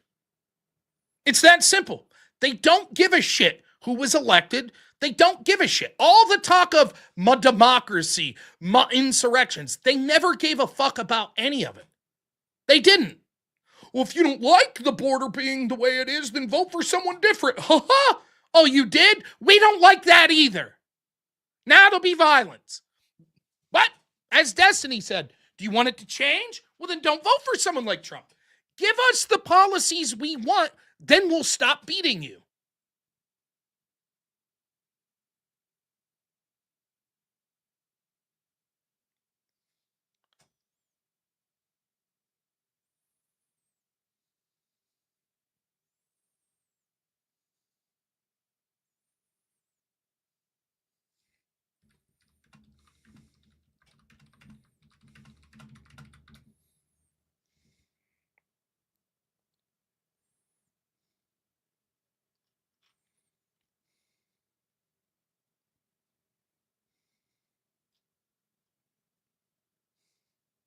Imagine if there were people following around the FBI, honking their horns, impeding them, throwing shit at them, attacking their vehicles.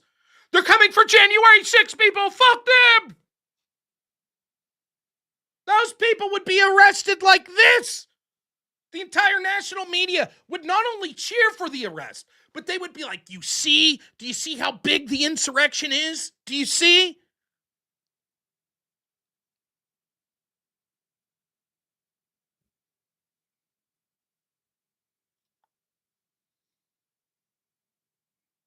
More from Chicago. Voy en mi carro para todos lados, siempre manejo, pero con cuidado. Voy observando por mis tres espejos, porque no falta toparte un conejo. Voy espejeando para no chocar. Hay cada cafre por el bulevar. Vénganse todos, vamos a bailar con este ritmo. Vamos a espejear. See what they do? Box them in.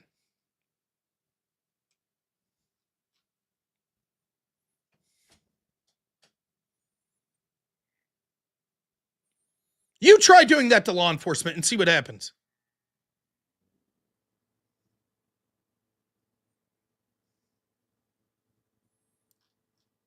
Brandon Nesbitt, $2. Thank you so much. As I like this white guy subbed. I try. Thank you so much. Thanks for the sub. Andrew Thetford, $2 says, Destiny, give us what we want or else. That's Destiny's just saying it out loud. That's how they feel.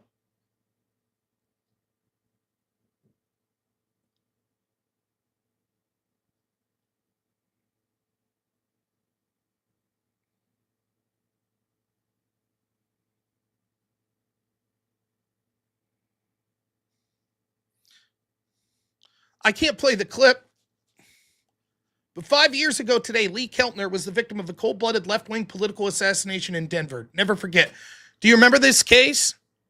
I can't show it because it literally shows a death on screen, but there was a right-wing guy there, and this left-wing Antifa guy pulls a gun and shoots him and claimed self-defense and got away with it.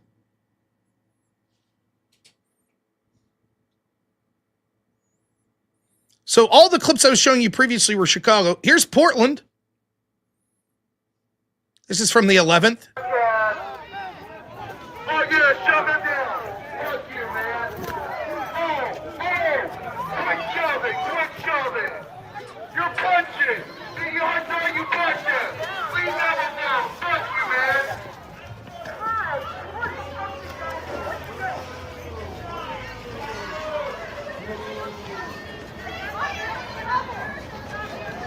Back up.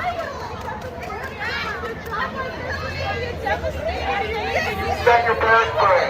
Who? Locking Got people your bear in spray. cages? That's just in the hospital.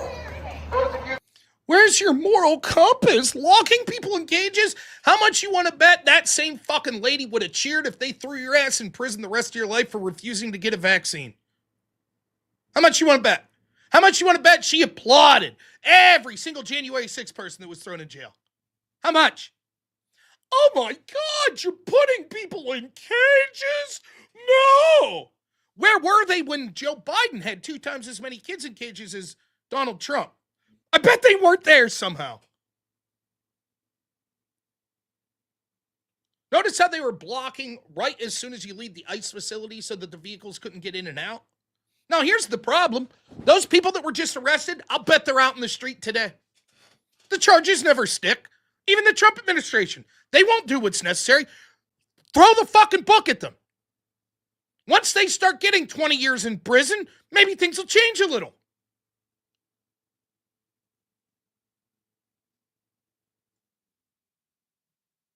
This is Katie Davis Court. She's the one who we showed you there last week. Got beaten by the woman with the pole. Then she got the police. This is the one that beat me. The police officer in Portland let the person go. Here's her filming. October 11th, Portland.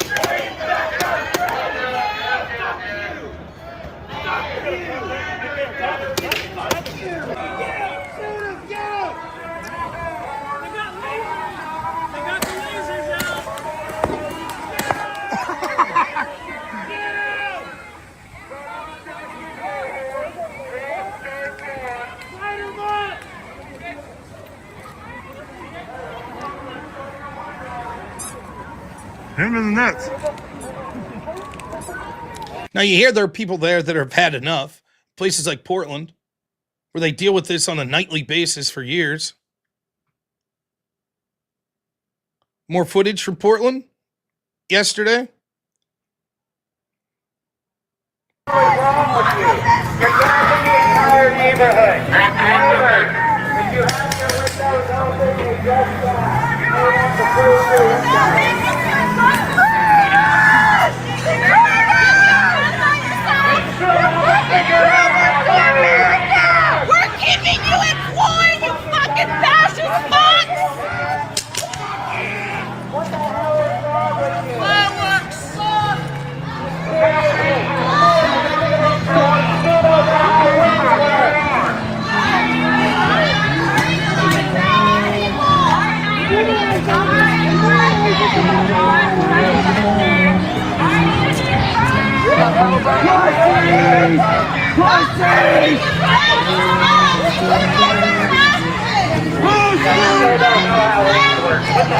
Watch out! AR!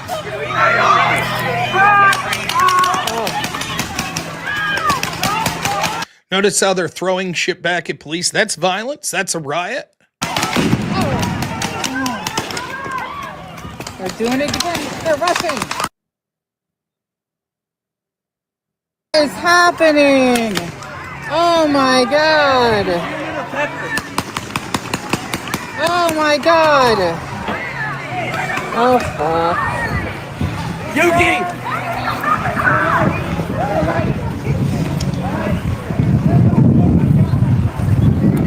This is. Lisa wins. Oh, look at him just kicking at us. Look at him just kicking at us. Oh shit! Oh! Oh my god! Oh my. You get the picture? Huh, it does look like an insurrection, doesn't it? Now, they were announcing that they were going to do this, that they were going to point laser pointers, high-powered laser pointers. They do this all the time to try to blind police. They're also announced that they were going to point them at potential helicopters. This required EMS helicopters and law enforcement helicopters to have to reroute. Here's the lasers. You can see what they look like.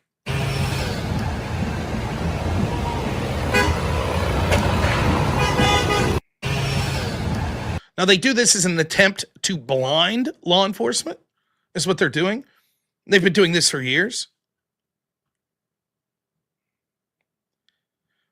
Now, we'll go back to Illinois. This is Broadview, Illinois, from this morning.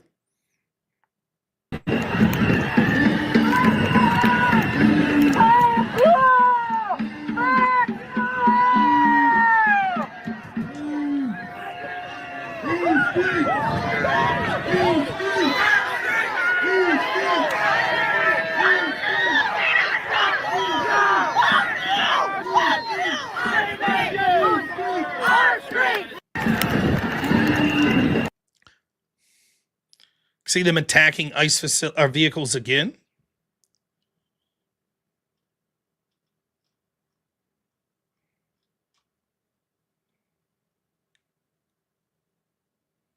Here's the vehicle, or here's the video that Democrats were claiming was ICE arresting a 6-year-old girl.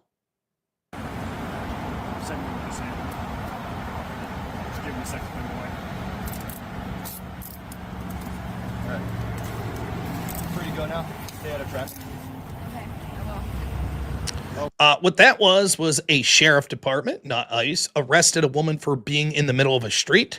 They handcuffed her and later let her go without charges. As you could see, that story was reported as ICE arresting a 6-year-old girl.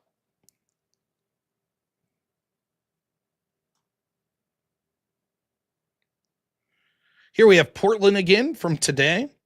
This was Antifa. They run law enforcement there. So you can see that Antifa routinely is allowed to block traffic and direct traffic. Here you have them.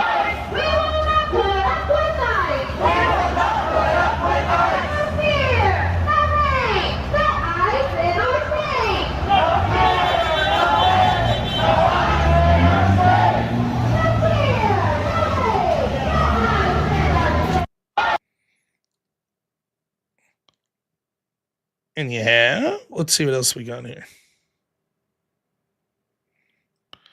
Not everyone's putting up with it. Here you see outside the ICE building in Portland, a Charlie Kirk Memorial.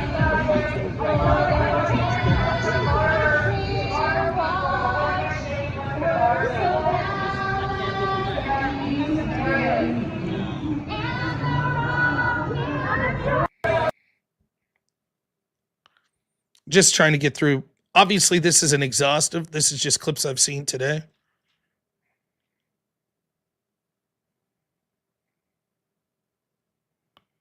This is Albany Park, New York, I believe.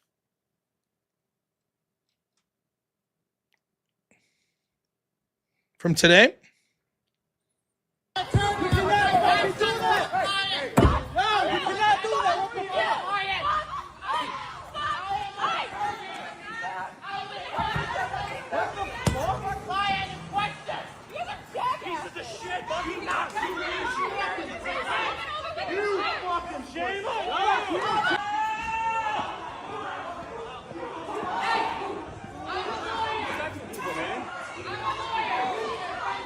I'm a lawyer.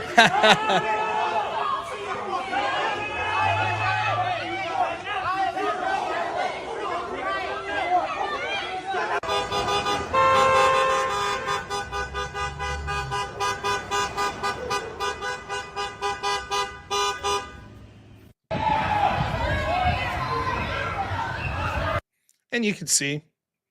So you're seeing this in locations all across the country.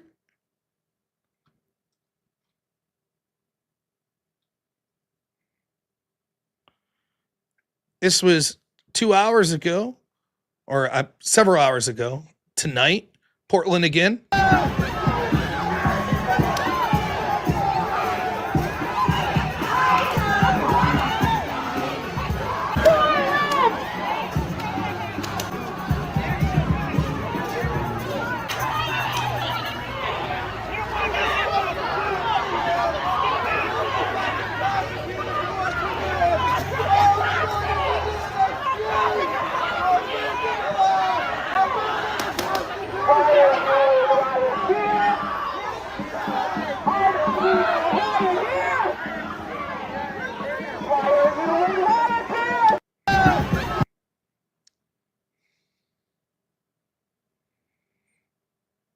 And I think one more maybe I have. Nope, that was it.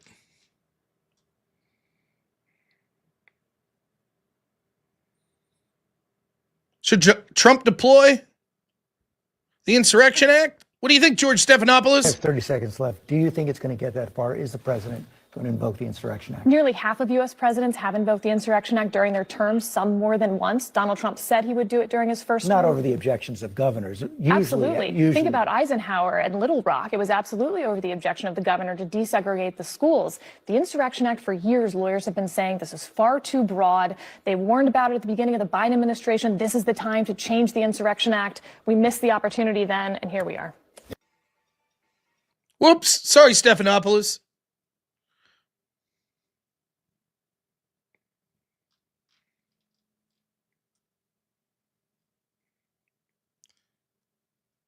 Now, on one hand, you have these left-wing agitators in places like Portland are allowed to operate with impunity, same as in Seattle. Hell, they were allowed to have a Chaz zone. But when the right tries to do the right thing and get permits, oftentimes they're denied or they're beaten and they're blamed. Here we have Seattle Mayor Bruce Harrell blocks permit for Christian gathering at Pike Place. Pike Place is a public area, and at least 20 LGBTQ events have taken place here. Mayor Harrell released a statement saying they want to, quote, provoke a reaction by promoting beliefs that are inherently opposed to our city's values in the heart of Seattle's most prominent LGBTQ plus neighborhood. The mayor has came out against us, against Christians, and had no single ounce of support for us. They filed a federal lawsuit against the city of Seattle. The city not only denied access to the traditional public space, but accused the group of provoking violence simply by showing up to worship in the truth. That's the anarcho-tyranny we live under. The left can use violence with impunity. They could use violence and intimidation to keep you out of public spaces. Remember that racist that used to come on the channel HN? Remember when we showed Cam Higbee getting chased off a historical black college? Remember that? And he said, what do you expect? You can't be white. You can't be conservative on a black college campus. No, our tax dollars go there. Our federal tax dollars go to places like that. But they're allowed to have their only space. Imagine if the opposite happened. Imagine, for example, if LGBT people wanted to go to a public space in a right-wing area. And imagine that the right-wing government was like, no, you're not allowed. That's offensive to us. Imagine that. But routinely happens the other way around.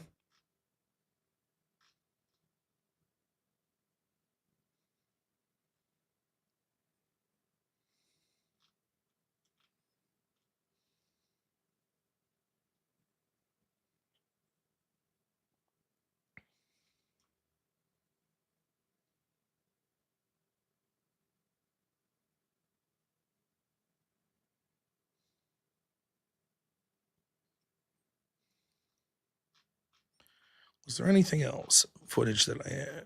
Checking real quick.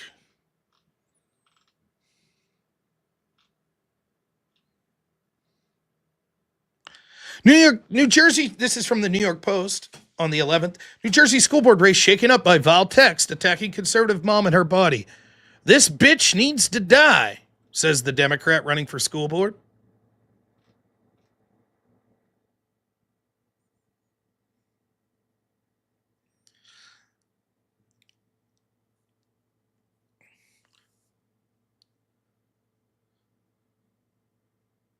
According to this post, I tried to confirm this and I've seen these numbers being shared, but take it with a grain of salt.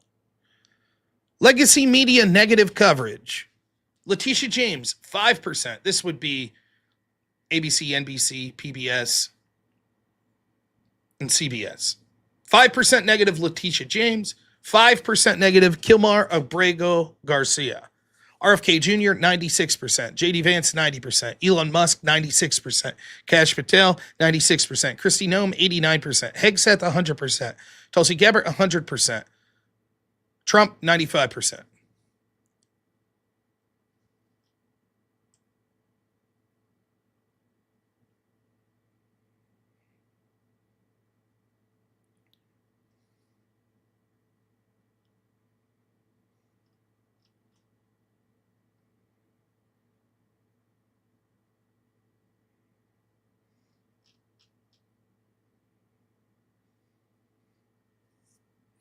Negative coverage. It's overwhelmingly over 90% from PBS, CBS, NBC, ABC. 90+% negative coverage for Trump, Hegseth, Tulsi Gabbard. When it came to Kilmar Abrego Garcia, it's only 5% negative. When it came to Letitia James, only 5% negative.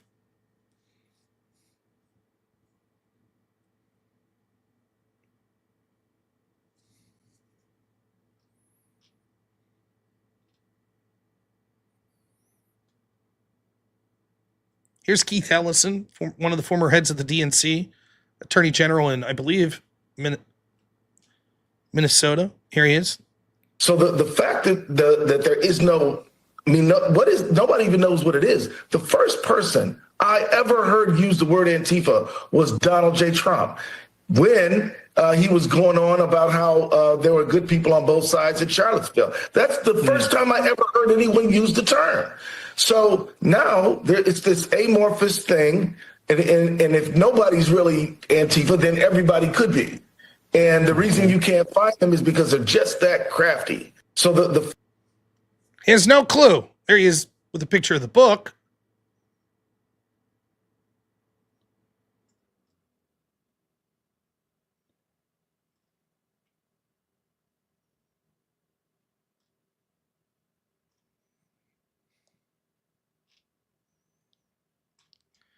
And then the great Jonathan Turley did this piece that's worth talking about on Antifa and people denying their existence. I'll just read through it real quick. This was from 2 days ago. Antifa deniers, Dan Goldman and the ghost of J. Edgar Hoover. Roughly 70 years ago, Hoover famously declared, "There is no organized crime in America." Hoover's stubborn denial of the existence of the mafia continued despite ample evidence to the contrary, from arrest to congressional testimony. Many have speculated on why Hoover maintained his stubborn denial. Perhaps, they say, he was trying to avoid the political embarrassment, long ignoring the single largest criminal network in the country. Many today seem to be adopting the Hoover-esque willful blindness about another group, Antifa. Politicians and pundits are denying that the left-wing anarchist group exists, mocking President Trump's designation of Antifa as a terrorist organization.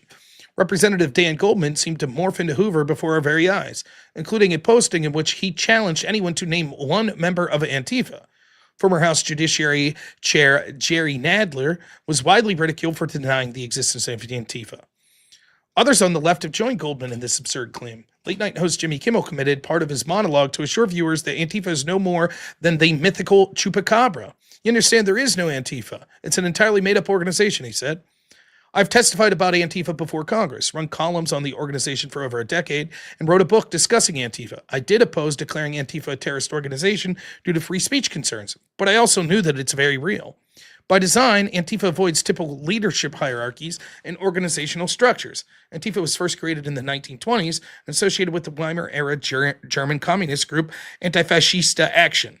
It's easy to satisfy Goldman's demand in naming some members since they self-identify as members of Antifa. One such student came from my campus and proclaimed that Antifa was winning after his arrest for property destruction.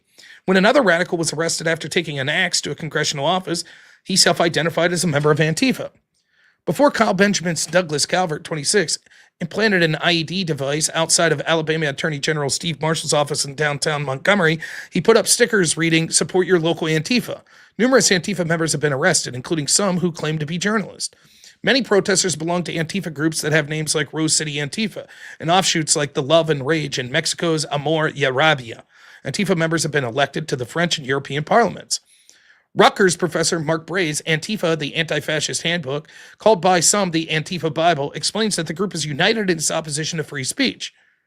Most Americans in Antifa have been anarchist or anti-authoritarian communists, he writes. From that standpoint, free speech, such as merely a bourgeoisie fantasy, unworthy of consideration. Law enforcement officials like former FBI Director Chris Wray have long debunked the deniers like Goldman. Antifa's a real thing, said Wray. Yeah, after he said it was an idea, piece of shit. Ironically, when many on the left are not denying its existence, they are rallying their members or actually selling Antifa merchandise. Former DNC committee chair Keith Ellison, now the Minnesota Attorney General, proclaimed that Antifa would strike fear in the heart of Trump. His own son, Minneapolis City Council member Jeremiah Ellison, declared his allegiance to Antifa in the heat of protests this summer. But with Antifa violence on the rise, Democratic leaders have gone back to denying its existence, even as Antifa deploys its signature black hoodies and masks. Indeed, some liberal activists admit to having coordinated violent protests with Antifa groups. For example, University of North Carolina at Chapel Hill professor Dwayne Dixon was a member of the radical gun club Redneck Revolt, a group recently referenced in flyers quoting the assassin of Charlie Kirk to the rally the left. The flyers read, "Hey fascists, catch, the only political group that celebrates when Nazis die." During a panel at Harvard University, Dixon reportedly admitted that an Antifa-linked group requested his gun club to provide security during the August 2007 Unite the Right rally at Charlottesville. Prior to that day, as the planning for the defense of Charlottesville proceeded, the local anarchist People of Color Collective had requested the Redneck Revolt to be present to secure Justice Park for a wide variety of activities activists who were expected to assemble. The denial of the existence of an actual group is meant to deflect discussion of the rising violence from the left, as these same politicians fuel the rage with reckless rhetoric. But they're not so good at keeping their story straight. While whipping up the mob who claims that democracy is dying and comparing their opponents to Nazis, they deny the existence of the very group that politicians like Ellison praise for targeting conservatives. Hoover declined to admit that the mafia existed until, on November 14, 1957, dozens of mobsters were found meeting at a farmhouse in Appalachian, New York. What is different is that Antifa has repeatedly had such farmhouse moments, with prosecutions revealing a national movement with self-identified members. So why the denial? These are the shock troops for some politicians who think they could use a violent group for political advantage. They're mistaken. Antifa is unlikely to have much use for establishment liberals once it again gains power. Well, I'll point that out in a second. Until then, Antifa can count on the Goldmans of the world to give them cover in denying that they exist. In the film The Usual Suspects, the character of Verbal Kent offered this explanation of the invisible villain Kaiser Soze. The greatest trick the devil ever pulled was convincing the world he doesn't exist. Turley's very good, but he's wrong that there's no benefit. Of course, once Goldman's team's back in power, Antifa won't have benefit to them. Then they'll go away. Just like they did for 4 years under Biden. They were largely disappeared. And right on cue, they're back out there. That's the game. These are the shock troops of the Democratic Party. The riots commence, and it works. Did any Democrat pay a political price or a legal price for the 2020 riots? Of course not. Of course not. So why would they stop? What's the incentive?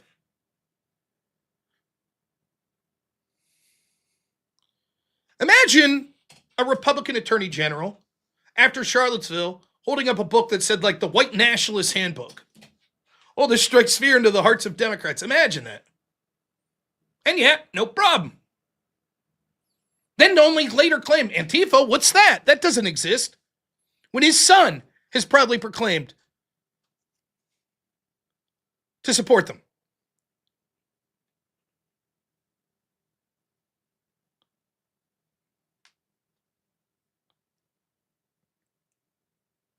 It doesn't exist, and if it does, it's a good thing. This is the game.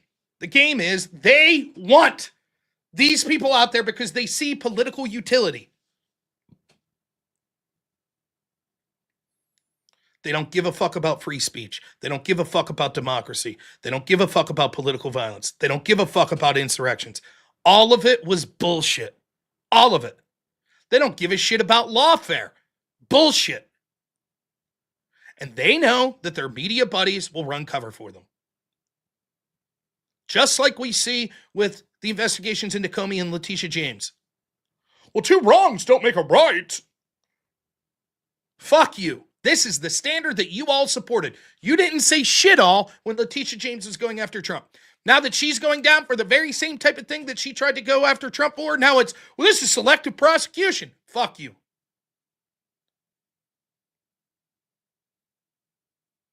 They don't care. And it's not just, and this is what's shocking. It's not just the fringe. The majority of the Democrats, the voters, the streamers, the people posting on social media, the politicians, the professors, the people in the entertainment industry, the media members, they don't give a fuck. They will lie right to your face. They don't give a shit. They lied when they told you. They knew that Joe Biden was cognitively declined. They knew that the prosecutions of Trump were selective prosecutions and politically motivated. They knew that they were in districts that overwhelmingly would go after someone like Trump, but would let people off the hook that committed legitimate crimes. Do you think in those areas where you see the members of the town attacking ICE, if that's a jury of your peers and you're a MAGA supporter, how confident are you that you're getting a fair trial?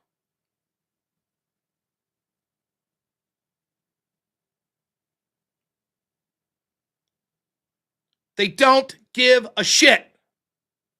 They don't care. They'll lie. Oh my goodness, that wasn't a political prosecution. That's absurd. Trump saying fight like hell's a call to violence, engaged in insurrection, blah, blah, blah. They don't give a fuck. They will deny existence right in front of your face. Then later, when they're forced to admit it, they'll say it wasn't a big deal.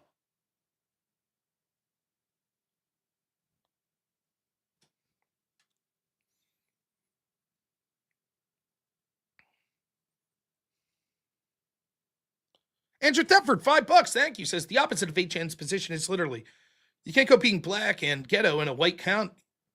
What would you expect to happen? Of course, he knows it. Kokomo, 5 memberships. Thank you so much, man. Always appreciate it. Thank you. And Baba Yaga, give some membership. Thank you. Now, it's time for everyone's favorite part of the show. Does anyone have a guess?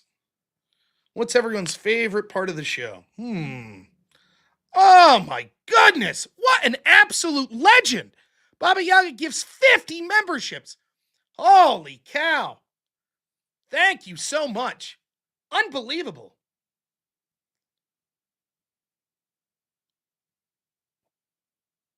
Amazing. Intel Wild, thanks so much. $5. Says Rob, we love you. Please don't stop saying exactly what you're saying tonight. Thank you. Go Dodgers tomorrow.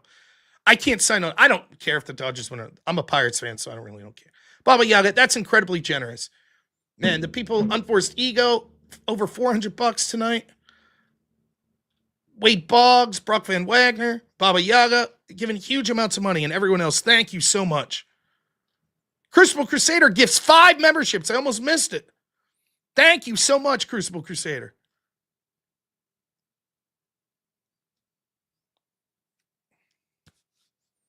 No, people did correct it or predict it correctly. I'm going to give you the Hassan cam. My Hassan cam does show the chair, just like Hassan when he gets up and just lets his chair, though it will not be showing copyrighted material or animal abuse. It's just going to be the chair. So feel free to send the chair some love. It always appreciates it. Get those donos in. I'll be right back to continue the show. But my old man bladder needs relieved, and I got to fill up my water jug. So I'll be right back.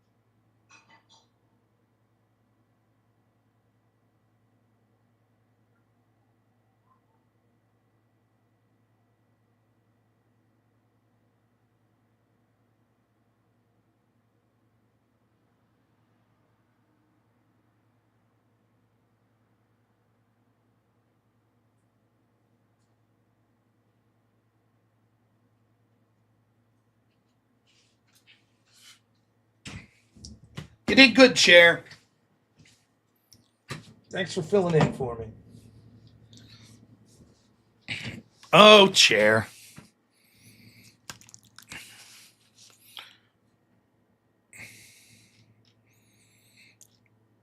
It's a comfy chair, and it holds a big fat ass for many hours a day.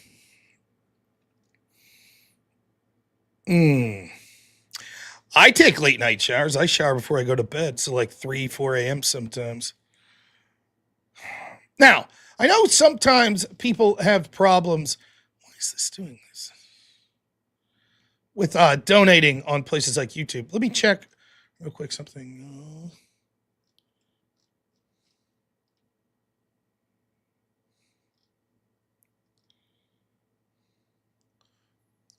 I always forget to remind people, but you can donate to @robnoerr on PayPal. That's @Robert, NOERR, or buymeacoffee.com/robnoerr, or Cash App @$robnoerr.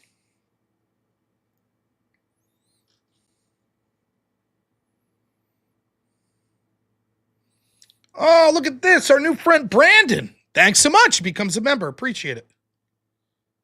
Yeah, that's true. Rob is short for Robert. Now he's a member. Oh, yeah, I get free gifted memberships. I always forget about that. How the hell do you send those? I'll figure that out tomorrow. I always forget about that.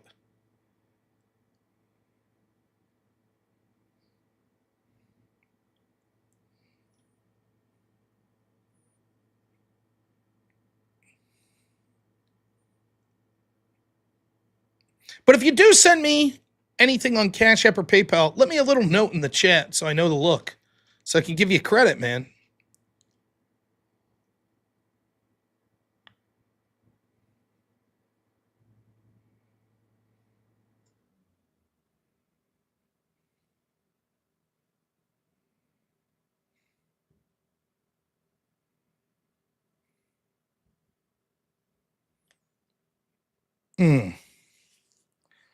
Chair was explaining some super amazing secrets. My bad. Always cut Chair off right when he's in the. Now, believe it or not, all of these donations, I don't even know any whip songs, which is amazing. We're at that point of the show. Unfortunately, I hate to tell you this, where we're over 2.5 hours in, and I'm pretty much out of shit to talk about tonight. Political. I'll be happy to stay here and grift. Now, I know someone mentioned this to me earlier. I can't. What is going on? How do I? Why this scroll bar does this at times? It won't give me access to all my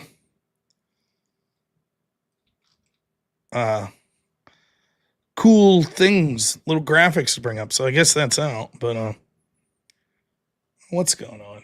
Where'd my stink bug friend go? So, anyways, we'll sit here and we'll grift for money. That's fine. So $20, we'll play a whip song. $50, we'll play a whip wheel. Or $100, you could choose any whip song you like.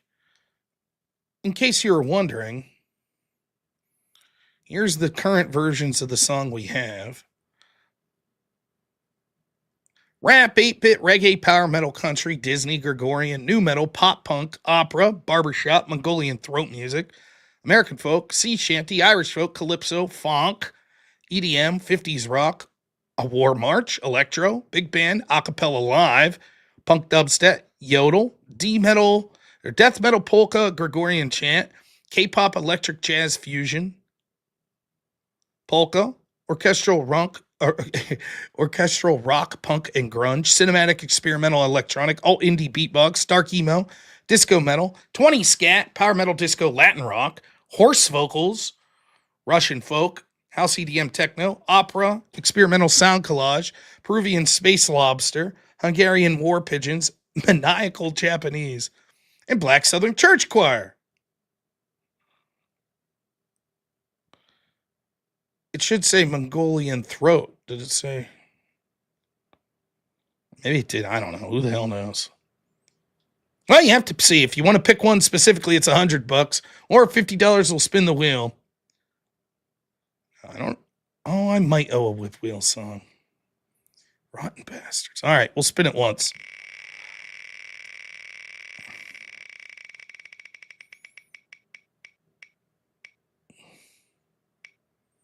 American folk. Now, let's see. This is screwing up, so I'm going to have to do it this way. No problem. Music.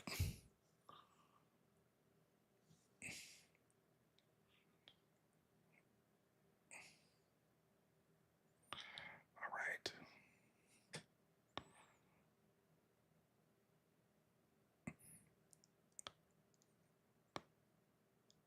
I'm actually surprised I've figured this out in a consistent way. Here we go.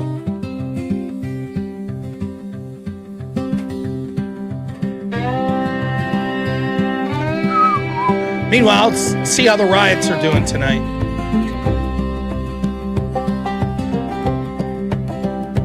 Where there's a whip, there's a way.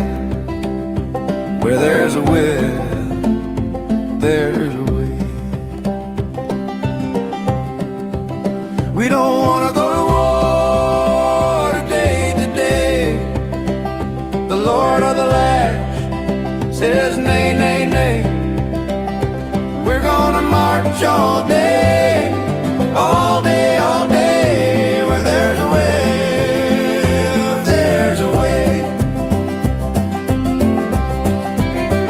I hope you guys can hear this. There's a way. Where there's a way, there's a way. Where there's a way, there's a way. Left, right, left, right, left. There's a way.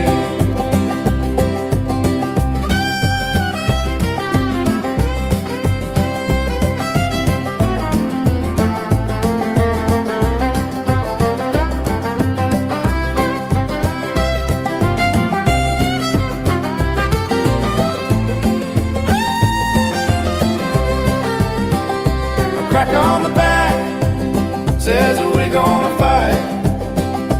We're gonna march all day and night and more. For we are the slaves of the Dark Lord's war. There's a way. There's a way. Wait until you see this next video I show you. Unbelievable. More Antifa shit. There's a way. Where there's a way. There's a way. Where there's a way. There's a way. Left, right, left. It's been so long.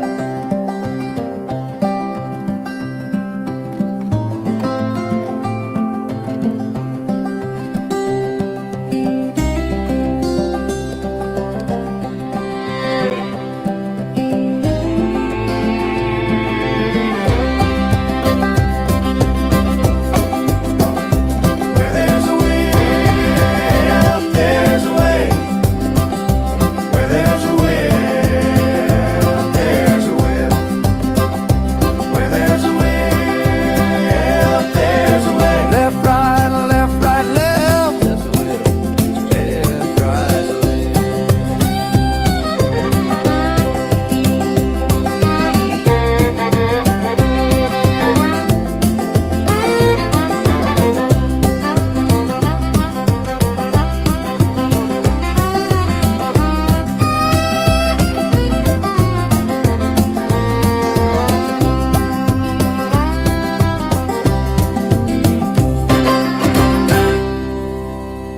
Yay, we did it. We made it through. All right, wait until you see this video. This might be the worst one yet. This is unbelievable. This is from tonight. Andy No just put this up. See if you can tell me what's terrible about this video. Stop drinking with your kids in the car. That's hella respectful. You let your girl just shake her ass in front of everybody? Nasty. I can smell the alcohol from here. I can smell the alcohol from here.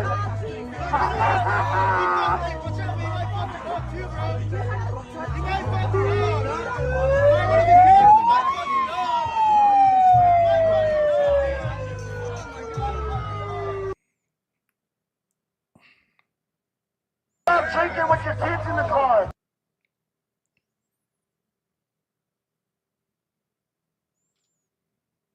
They're fucking kids in the car.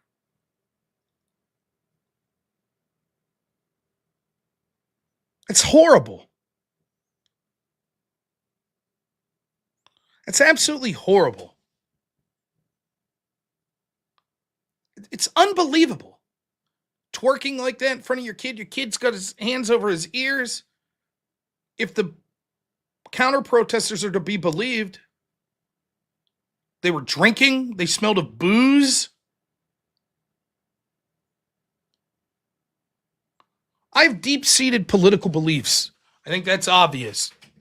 I have a 4-year-old son. I'd be damned if I ever had my son in an environment like that. I'd be damned. Why would you do that?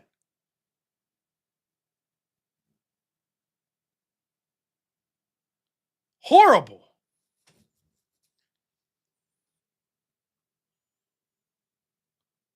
Marino's Legacy. Thank you so much. Great to hear from you again. God bless America. Great show, Rob. Thank you. I really appreciate it. I really do.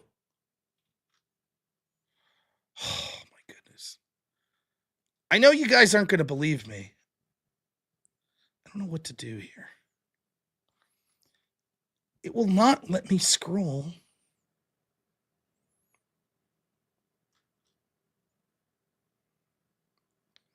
Let me try something. I'm going to try a little emergency.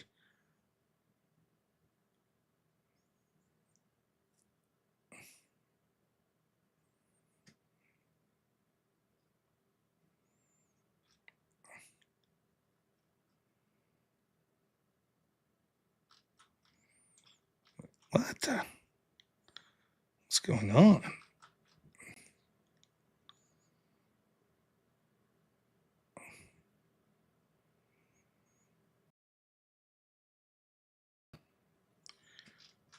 Did that work? Let's see. Why does it show my name? Oh, it did work. Anyways, thank you. What?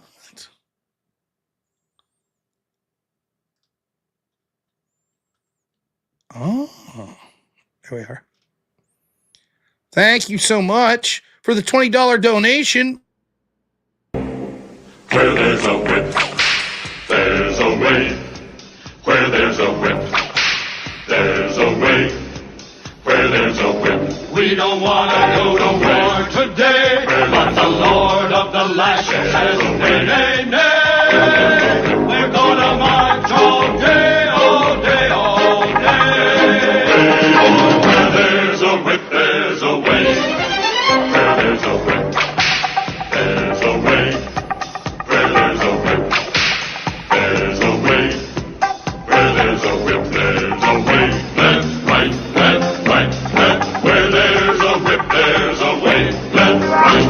A crack on the back says we're gonna fight. We're gonna march all day and night and more. For we are the slaves of the dark Lord's war. Thank you so much. I think I figured I had to back out, but hopefully everything's still working fine. It looks like we're working fine. I was afraid I wouldn't be able to play that. That would have been terrible. Terrible!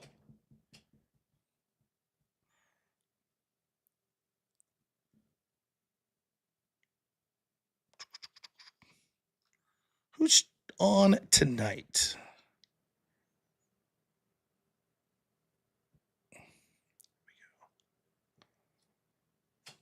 Oh, man. Now, I am going to just give you some ideas. So I am super busy this week. Tomorrow noon, got the show, call-in show. Then at 8 p.m., I will be doing a podcast, and I'll probably just stream after that. So You'll hear me doing a podcast with someone around 8 p.m. Eastern tomorrow night, and then going, it's normally scheduled night show Tuesday. I'll be joining Alex Stein as my partner on Modern Day Debates to be debating two fools. I don't know. I think it'll be a pleasant debate. I don't anticipate it getting really out of control on whether or not DEI hires occur. I mean, yeah, they do. I'm on the side of yes. So we'll have that going on. Then the following day, 8 p.m. That'll be at 9 p.m. Eastern, Tuesday.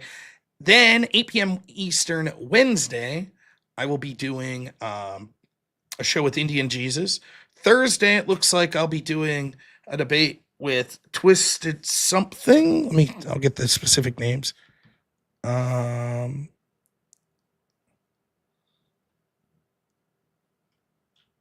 Let's see.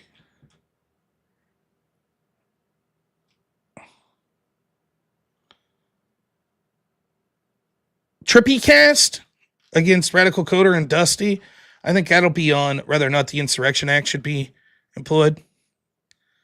Yeah. Our friend potentially criminal Sean. On the plus side, Hassan isn't whipping his dog. That's true. Don't tell him about that song. He'll find a way to grift off of whipping his dog. Boo. So there's that going on. That'll be Thursday. And then I'll try to set up a debate or an interview Friday. We'll make it a full week's worth. If not, I'll just join Verbal Combat Friday there as well.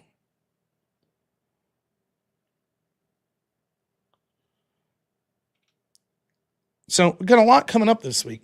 Now,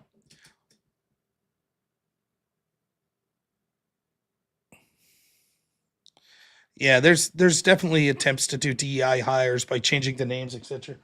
Now, I fully intended, I went out, my son, I bought this for him. I've now purchased this 3 times. Once for my son, once for me, and once for my niece. And I fully intend at some point, we're gonna charge people money to enter a tournament bracket, and we're gonna fight dinosaurs. So let's just take 2 random dinosaurs. Here we have, there's like 50 different ones. Here we have Nasatoceratops and Mosasaurus, right? And then it's the debate, the podcast. No. So here's how it works. You put them in.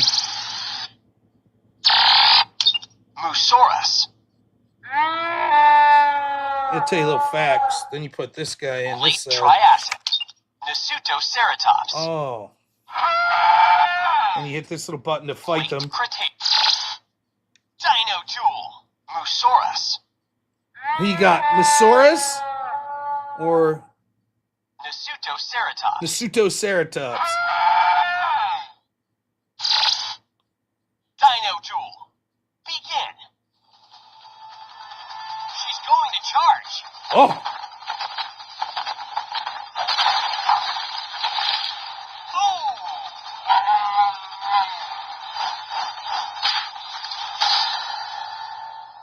We have a winner. Nasatoceratops. Oh! Nasatoceratops, the winner. Anyways, what we're going to do is it's going to be $50 per entry. You can enter multiple times if you want. And then when you enter, we'll randomly draw you a card. Insert a card. So you maybe would have ended up with Mosasaurus, which is one of my son's favorite. My son's a big Mosasaurus fan.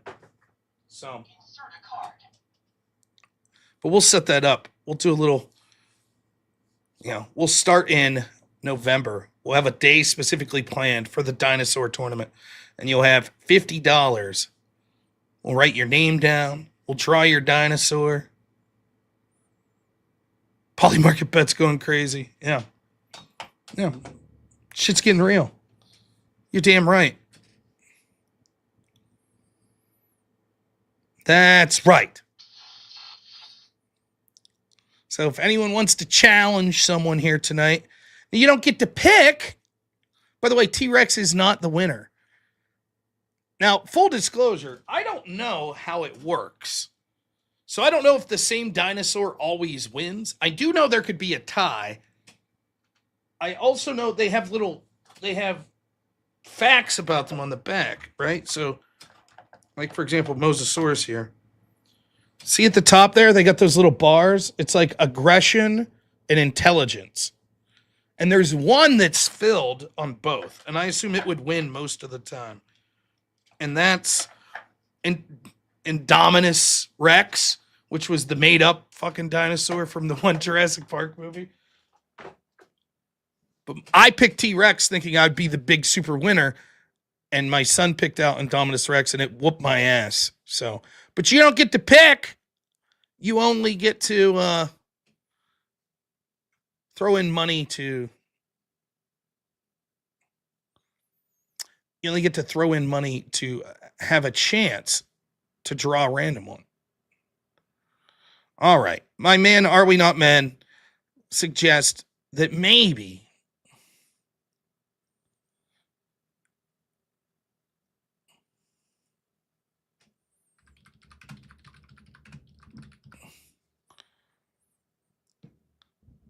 We're going to go a half hour more for the show. Unless we get to 10 orange super chats on YouTube. So there you have it. $20 or more super chats on YouTube. If we get 10 of them, we'll keep going more than a half an hour. Other than that, is there a card about the dinosaur with 500 teeth? I don't know. I'm not very knowledgeable. Where's our boy Blasterbot? This dude knows his shit. Now, the other thing is, and this is where it's going to get crazy, I have not done this. And I know that it'll be accused. But you see these little buttons? Remember I told you there's intelligence and aggression? You could add. If you click those, you could add. Now, I'm not doing that. I'm just going with the default. But I know what's going to happen. Someone will be like, this is bullshit. It's bullshit. Yeah, that would be 10 OG whip songs. That would literally be 20 minutes, I suppose. But only a $20 donation. If someone donates $21, it wouldn't count. Mm-hmm.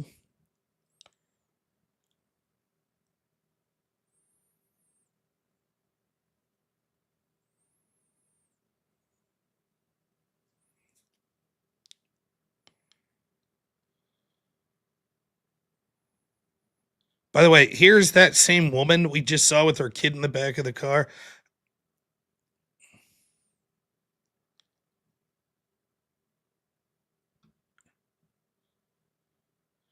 She must have stopped and got out to attend the party. Fuck you guys for taking my mom! Fuck you guys for taking my mom! Fuck you!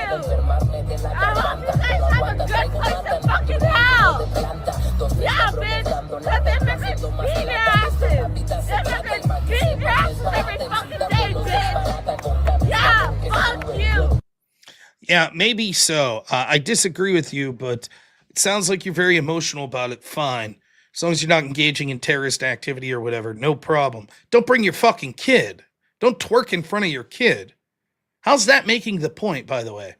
I know, I'll shake my ass sexually in front of my kid in the car because they took my mom. Wow.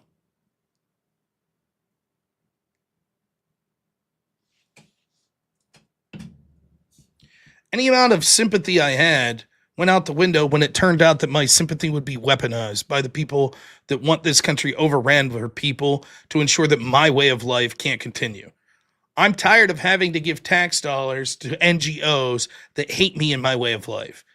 I'm tired of having to import people that are here illegally that flaunt the fact that they like other countries better than this country and receive resources and shit like that. Well, my government that I'm forced to participate in doesn't give a shit about the people in my area of the world. Fuck them.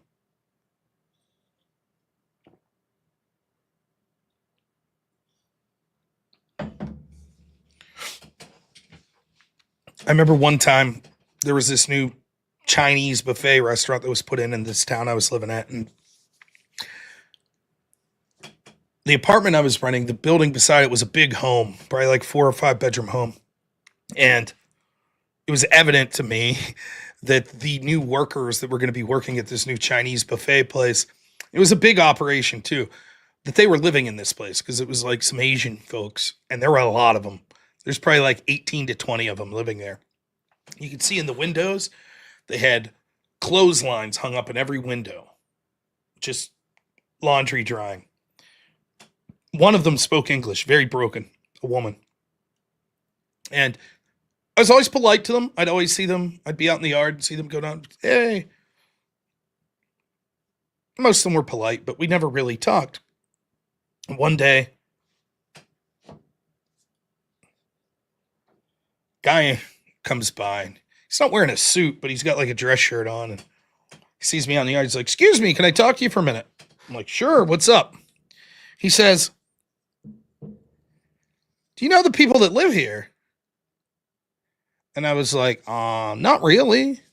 And he goes, "Have you seen them enter and exit the house?" And I was like, "I don't know. I don't really pay attention. Why? What's up?" "How many people would you estimate are there?" So I realized it was someone, I don't know if this was a police officer or a government official or someone that was just interested in getting a statement to go after these people. I was like, "I don't know, man. I've only ever seen like one person." I let it go. Now, was it technically violating zoning laws and this, that, and the other? Yeah. But I didn't give a shit. Now, maybe it would have been different if they were a nuisance, if they were selling drugs or something, but I didn't see anything like that. But the problem is, I think most of us were like that to some extent. And they weaponized that. They said, "Great, now here's 20 million people. Now what?"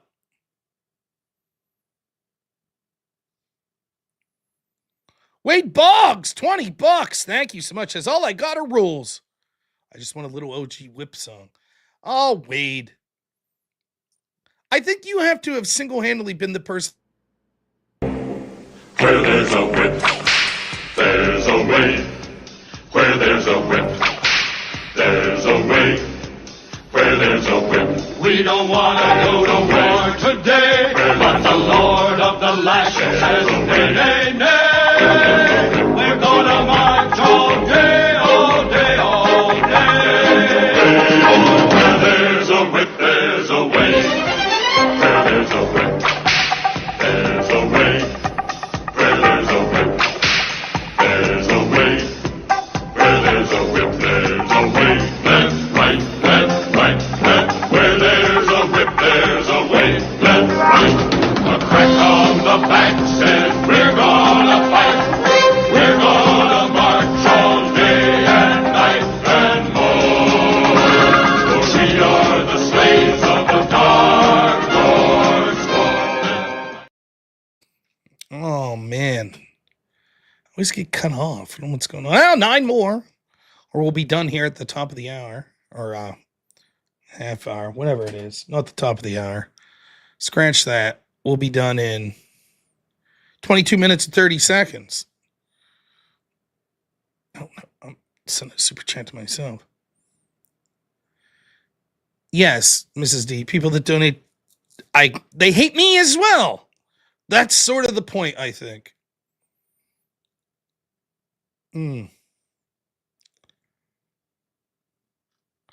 Oh, another $20. Wait, thank you, man.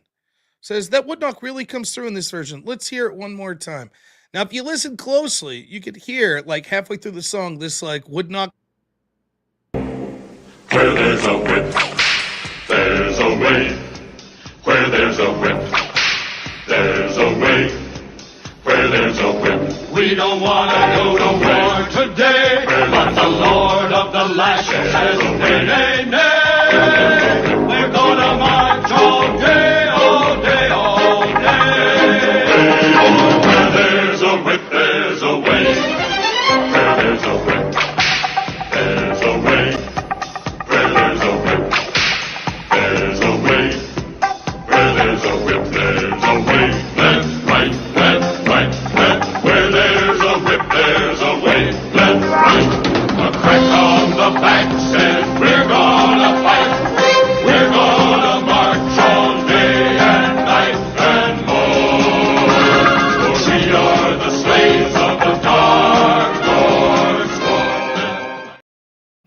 Oh, thank you so much, Wade. Wow.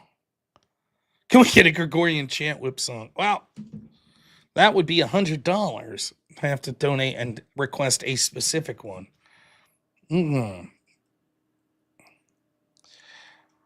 What was this? Hostages being released right now. So far, 8 of the 20. Really? Damn. It's impressive. It's very impressive. Let's hope that peace deal for 2 reasons. One, as a fan of Donald Trump, I think it would be good for him politically. And hopefully that gives some political capital to help with the rest of the more domestic agenda. But second, because I don't like war. And I hope that it stops. I'm tired of the United States funding it. I have no problem with the United States trying to resolve things in a peaceful way. Yeah, I don't think it'll last either. But getting those hostages back wouldn't be a bad thing. You know?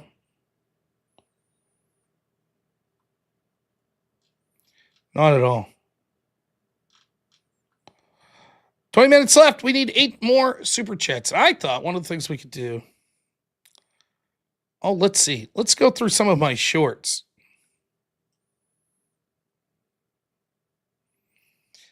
You want to see my biggest short of all time? The most viewed. See if you can guess why. This was my most viewed video of all time, but it's a short. 14,000 views. You ready? Let's see if you remember this one.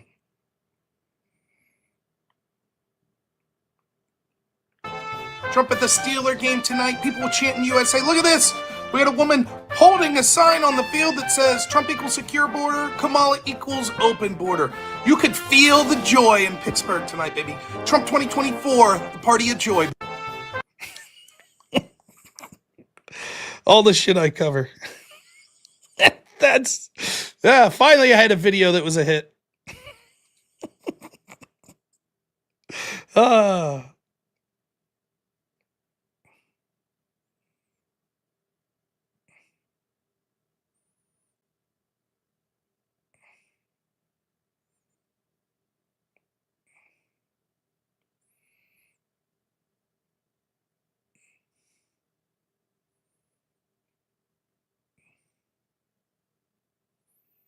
Let's see what else we got. This is what we've resorted to, watching my own videos. Huh?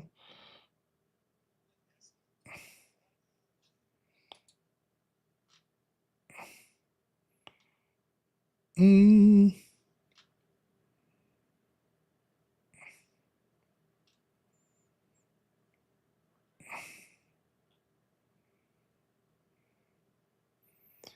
ready? Here's, I don't know if I've seen this one. People are so obsessed with APAC that's all you hear. Do you even know about NORPAC? Listen, when you look at the influence that... Oh shit, NORPAC? I got my own pack? Let's hear that again. APAC that's all you hear. Do you even know about NORPAC? Oh! I got my own pack? NORPAC? Oh shit! Finally my influence will grow. Yes. Oh, yeah. NORPAC, baby. NORPAC. Still waiting for my dollars to come in through NORPAC. Damn.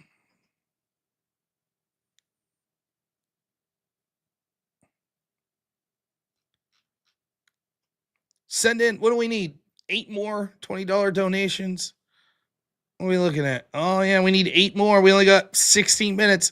We're behind the 8 ball, folks. Really, truly, I'm hitting the bottom of the barrel with grifting, just watching my own videos. But, what can you do?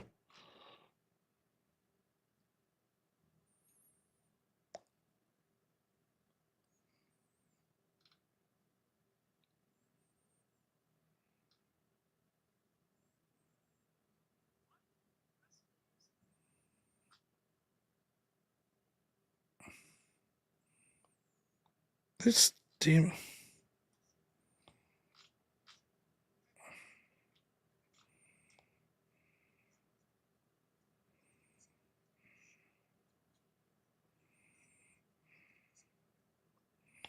Here's some bragging, I think. Oh, Wade Boggs.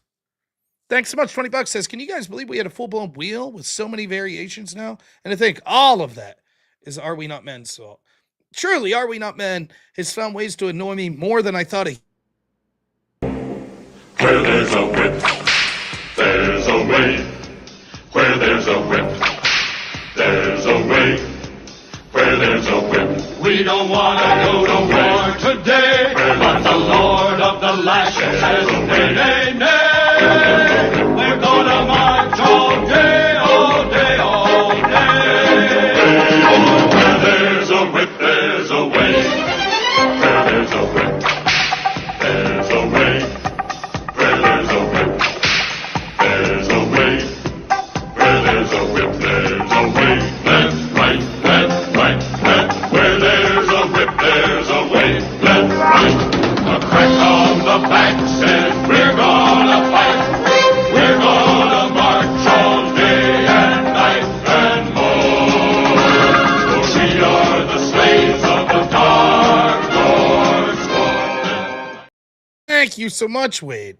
Old Joe says, debate question. How do you handle a constant interrupter one-on-one debate? What's the best strategy? It's interesting. I struggle with this myself quite frequently. I think the best strategy is to hope that you have a moderator that notices it. You don't really want to appeal to the moderator, but assuming that that's not there, okay, so now you have a moderator that's allowing it to go on, or you have no moderator. What I like to try to do is say, look, why don't we put a timer up? I'll go 30 seconds, you go 30 seconds. I go a minute, you go.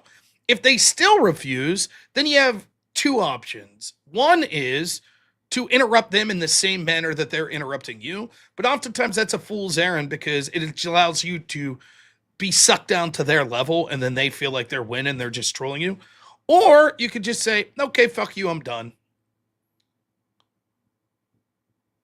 I mean, and I'm sorry, that's the best advice I have at this point till I think of something else. What's the line I would draw for bailing mid-debate?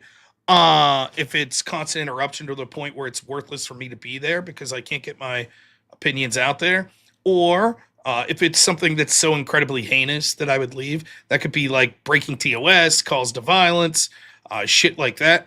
Or it could be that someone just did something to me uniquely that I thought was worth me leaving, such as that soy pill guy that photoshopped a tweet of his to get me to engage with him. Thanks, Fredo. Appreciate it. Here's a short I did. See if you like this one. I believe this is immediately following the election. I want to take this moment to give a shout out to a group that we couldn't have done it without. As a MAGA streamer, I really want to thank all the left-wing streamers that I routinely debate that did things like make fun of Corey Compatore, the firefighter that was killed, and say that Trump supporters are effing around and finding out if they get murdered at a Trump rally, and saying that a comedian's joke meant that all Trump supporters were racist, or that the Madison Square Garden rally was just a rally of Nazi people. MAGA couldn't have done it without you. Thank you so much for being such a profound voice and revealing exactly who so many of the leadership in the Democratic Party were. You didn't represent actual Democrat voters who are actually just normal people who want the things that are best for the country. No, you decided to be hyperbolic, to lie, to spread hoaxes, and to be hateful. And I just want to say from the bottom of my heart to all these left-wing streamers that I debate routinely, thank you so much. We couldn't have done it without you. I want to take... Ah, what a snarky asshole. Good job, bro.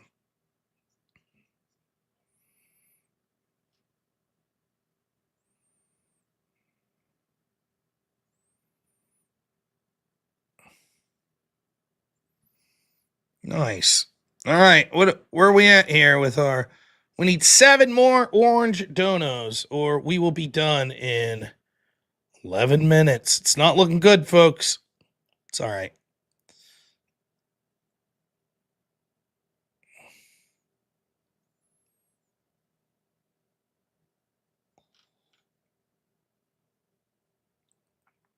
Not looking good.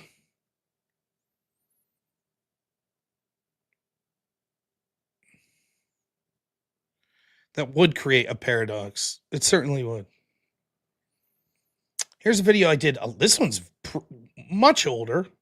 about Vosh. By the way, I wish they'd just be honest. There's something refreshing about authoritarian lefty that'll just tell you. As scummy as he is, someone like Vosh would be like, yeah, we could lie to win. Of course. I hate Trump. Stop him. It's like stopping Hitler before he came to power. At least there's a refreshing honesty in their dishonesty, right? You call it selling out your principles. I call it winning. And that's my principle. To win as a socialist, not to lose as a socialist. That's not my principle. I don't give a about principled failure. Principled failure is worth dog shit.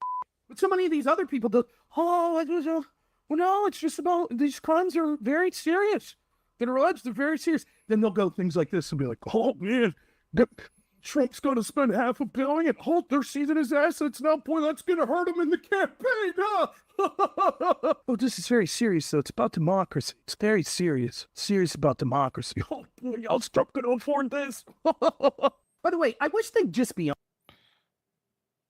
And that's, at least you get honesty from people like, well, Destiny to a degree. He'll lie half the time, but just be honest about your bullshit.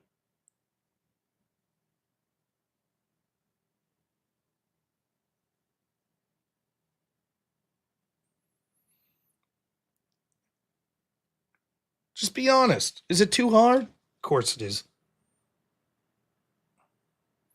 Checking something real quick.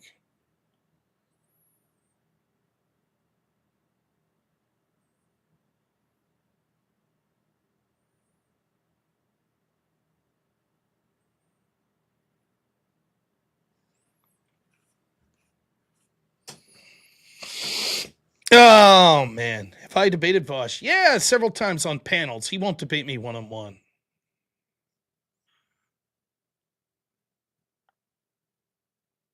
Let's see if I could.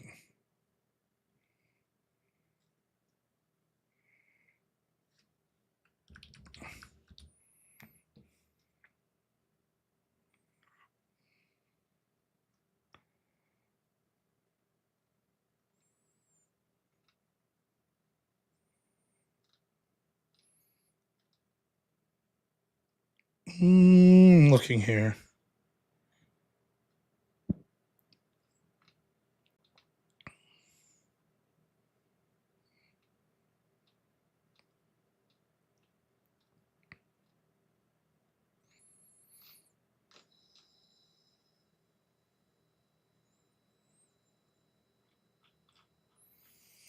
I don't have anything quickly to look at. Hey, Rob, came across a tribute to Charlie Kirk vid a few weeks ago. Seeing you get a bit choked up got me too, man.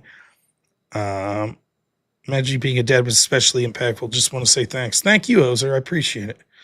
Yeah, it's not good. The Charlie Kirk stuff, it really does. I never met Charlie, and certainly I'm nowhere near as affected as people that met him and were family members. But he was a good Christian man who was a father, and he does what I do, except at a far higher tier, more successful way. So you can't help but empathize with him and then wonder, when will it be my time? Will I be someone? Will it be another right-wing influencer? Terrible.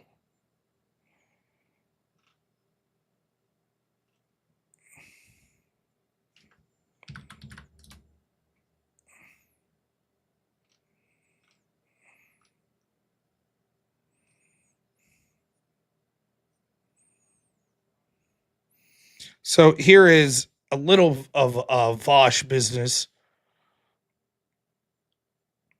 Your mistake. Don't accuse Do you people not of molding for understand pointing how out for your 100,000 words? misinformation? Rob Noerr versus Vosh. Is a trans woman a woman? When's it happening, Vosh? There was a lot of extra emphasis behind that, by the way. Maybe. I feel like the combos I've had with Rob weren't that interesting in the past. I don't normally run it through like on pity. I don't know. I'd have to think about it. Rob Noerr, you've been waiting. Holy shit! Holy shit! Holy shit! He pretended one time he was on there talking with Andrew. He didn't know who I was, and then it was holy shit when I called in. Interesting.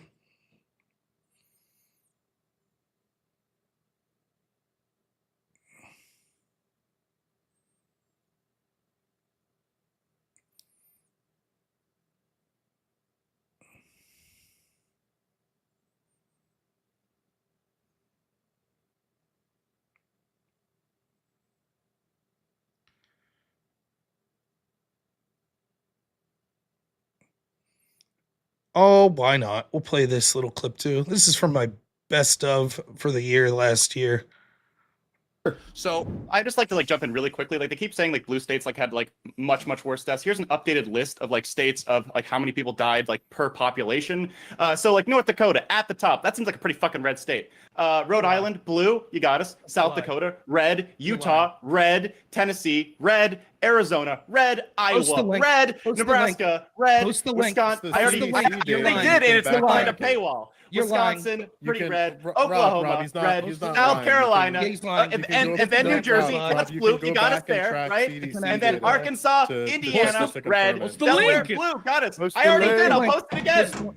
Maul harder, please. I am sorry. So let me give the actual data. Where is that? Where's the actual data? Is the log behind some right wing? One second. Wait. By the way, I love this. This is always the way it works.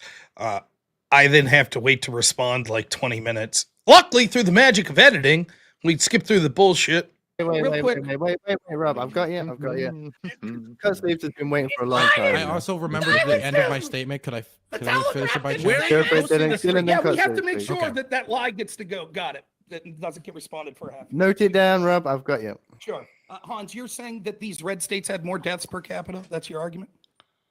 Yes, it says right here. Okay. And so Aftershock's comment.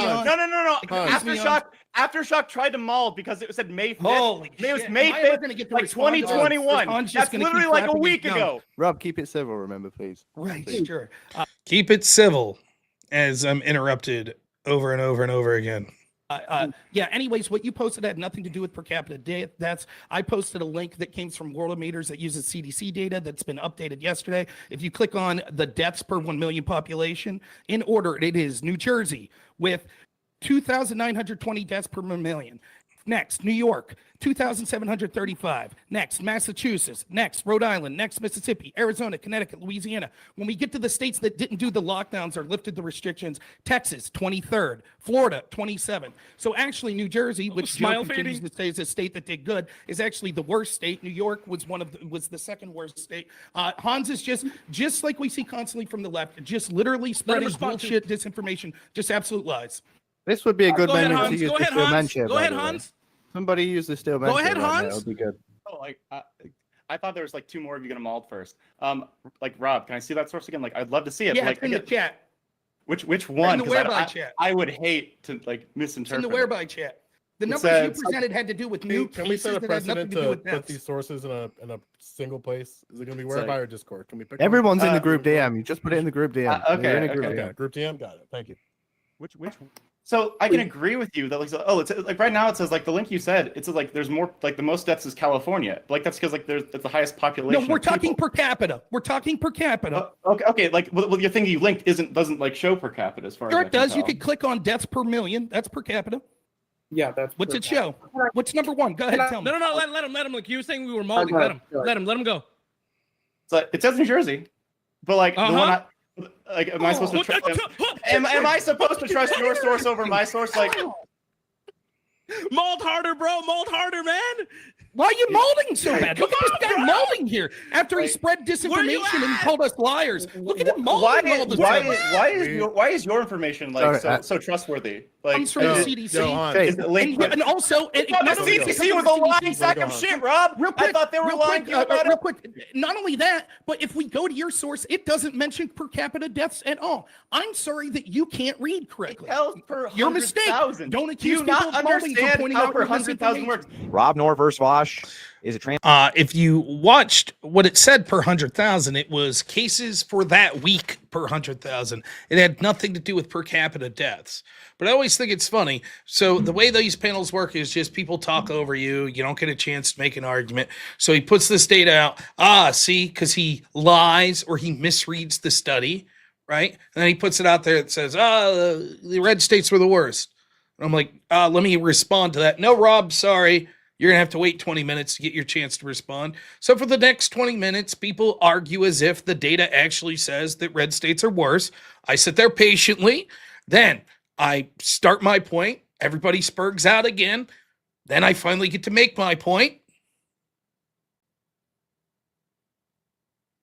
Oh, well, but I was molding. I was lying. Oh, sorry about that, Christian.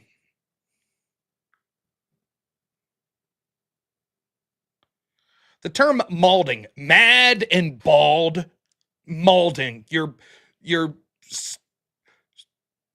like, I guess that's what it's a combination of, mad and bald, malding. You're upset. You're, ooh, that's malding. That debate was 2003, maybe 23.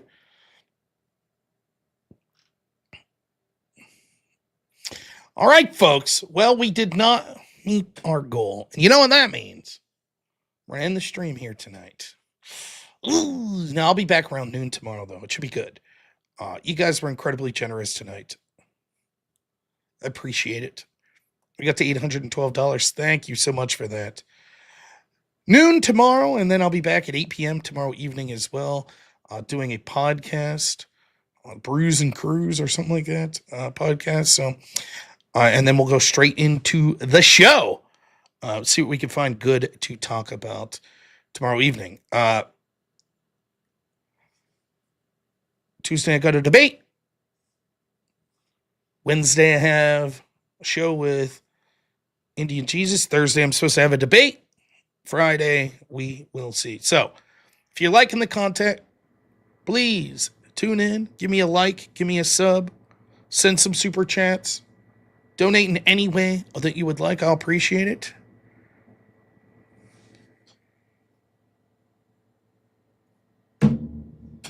Want to thank all of my mods.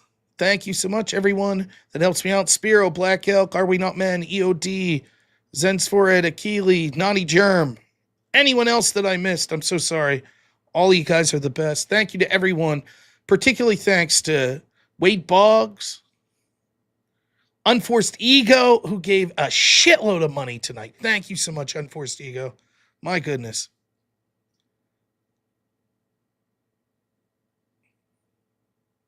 Black Elk is doing awesome. He really is. Thank you, everyone who liked the stream, who chatted. Appreciate you all. It was a good Sunday night. It really was. So I'll be back around noon tomorrow. We're going to raid Emmett. I don't know what he's up to tonight, but Emmett's a good dude. Be sure to stick around. Check out his show. Give him a sub. Give him a like. We appreciate that around here. So we'll see y'all tomorrow around noon. I want you all to have a good one. And as always, don't forget the memory of Charlie Kirk, and God bless him and his family. We'll see y'all soon. Only in America is it possible to say, you know what, I don't like the way the country is going, and to do something about it. Take that risk. Take that leap of faith. Stay involved. Trust God and act obediently. Romans 12:2 verse.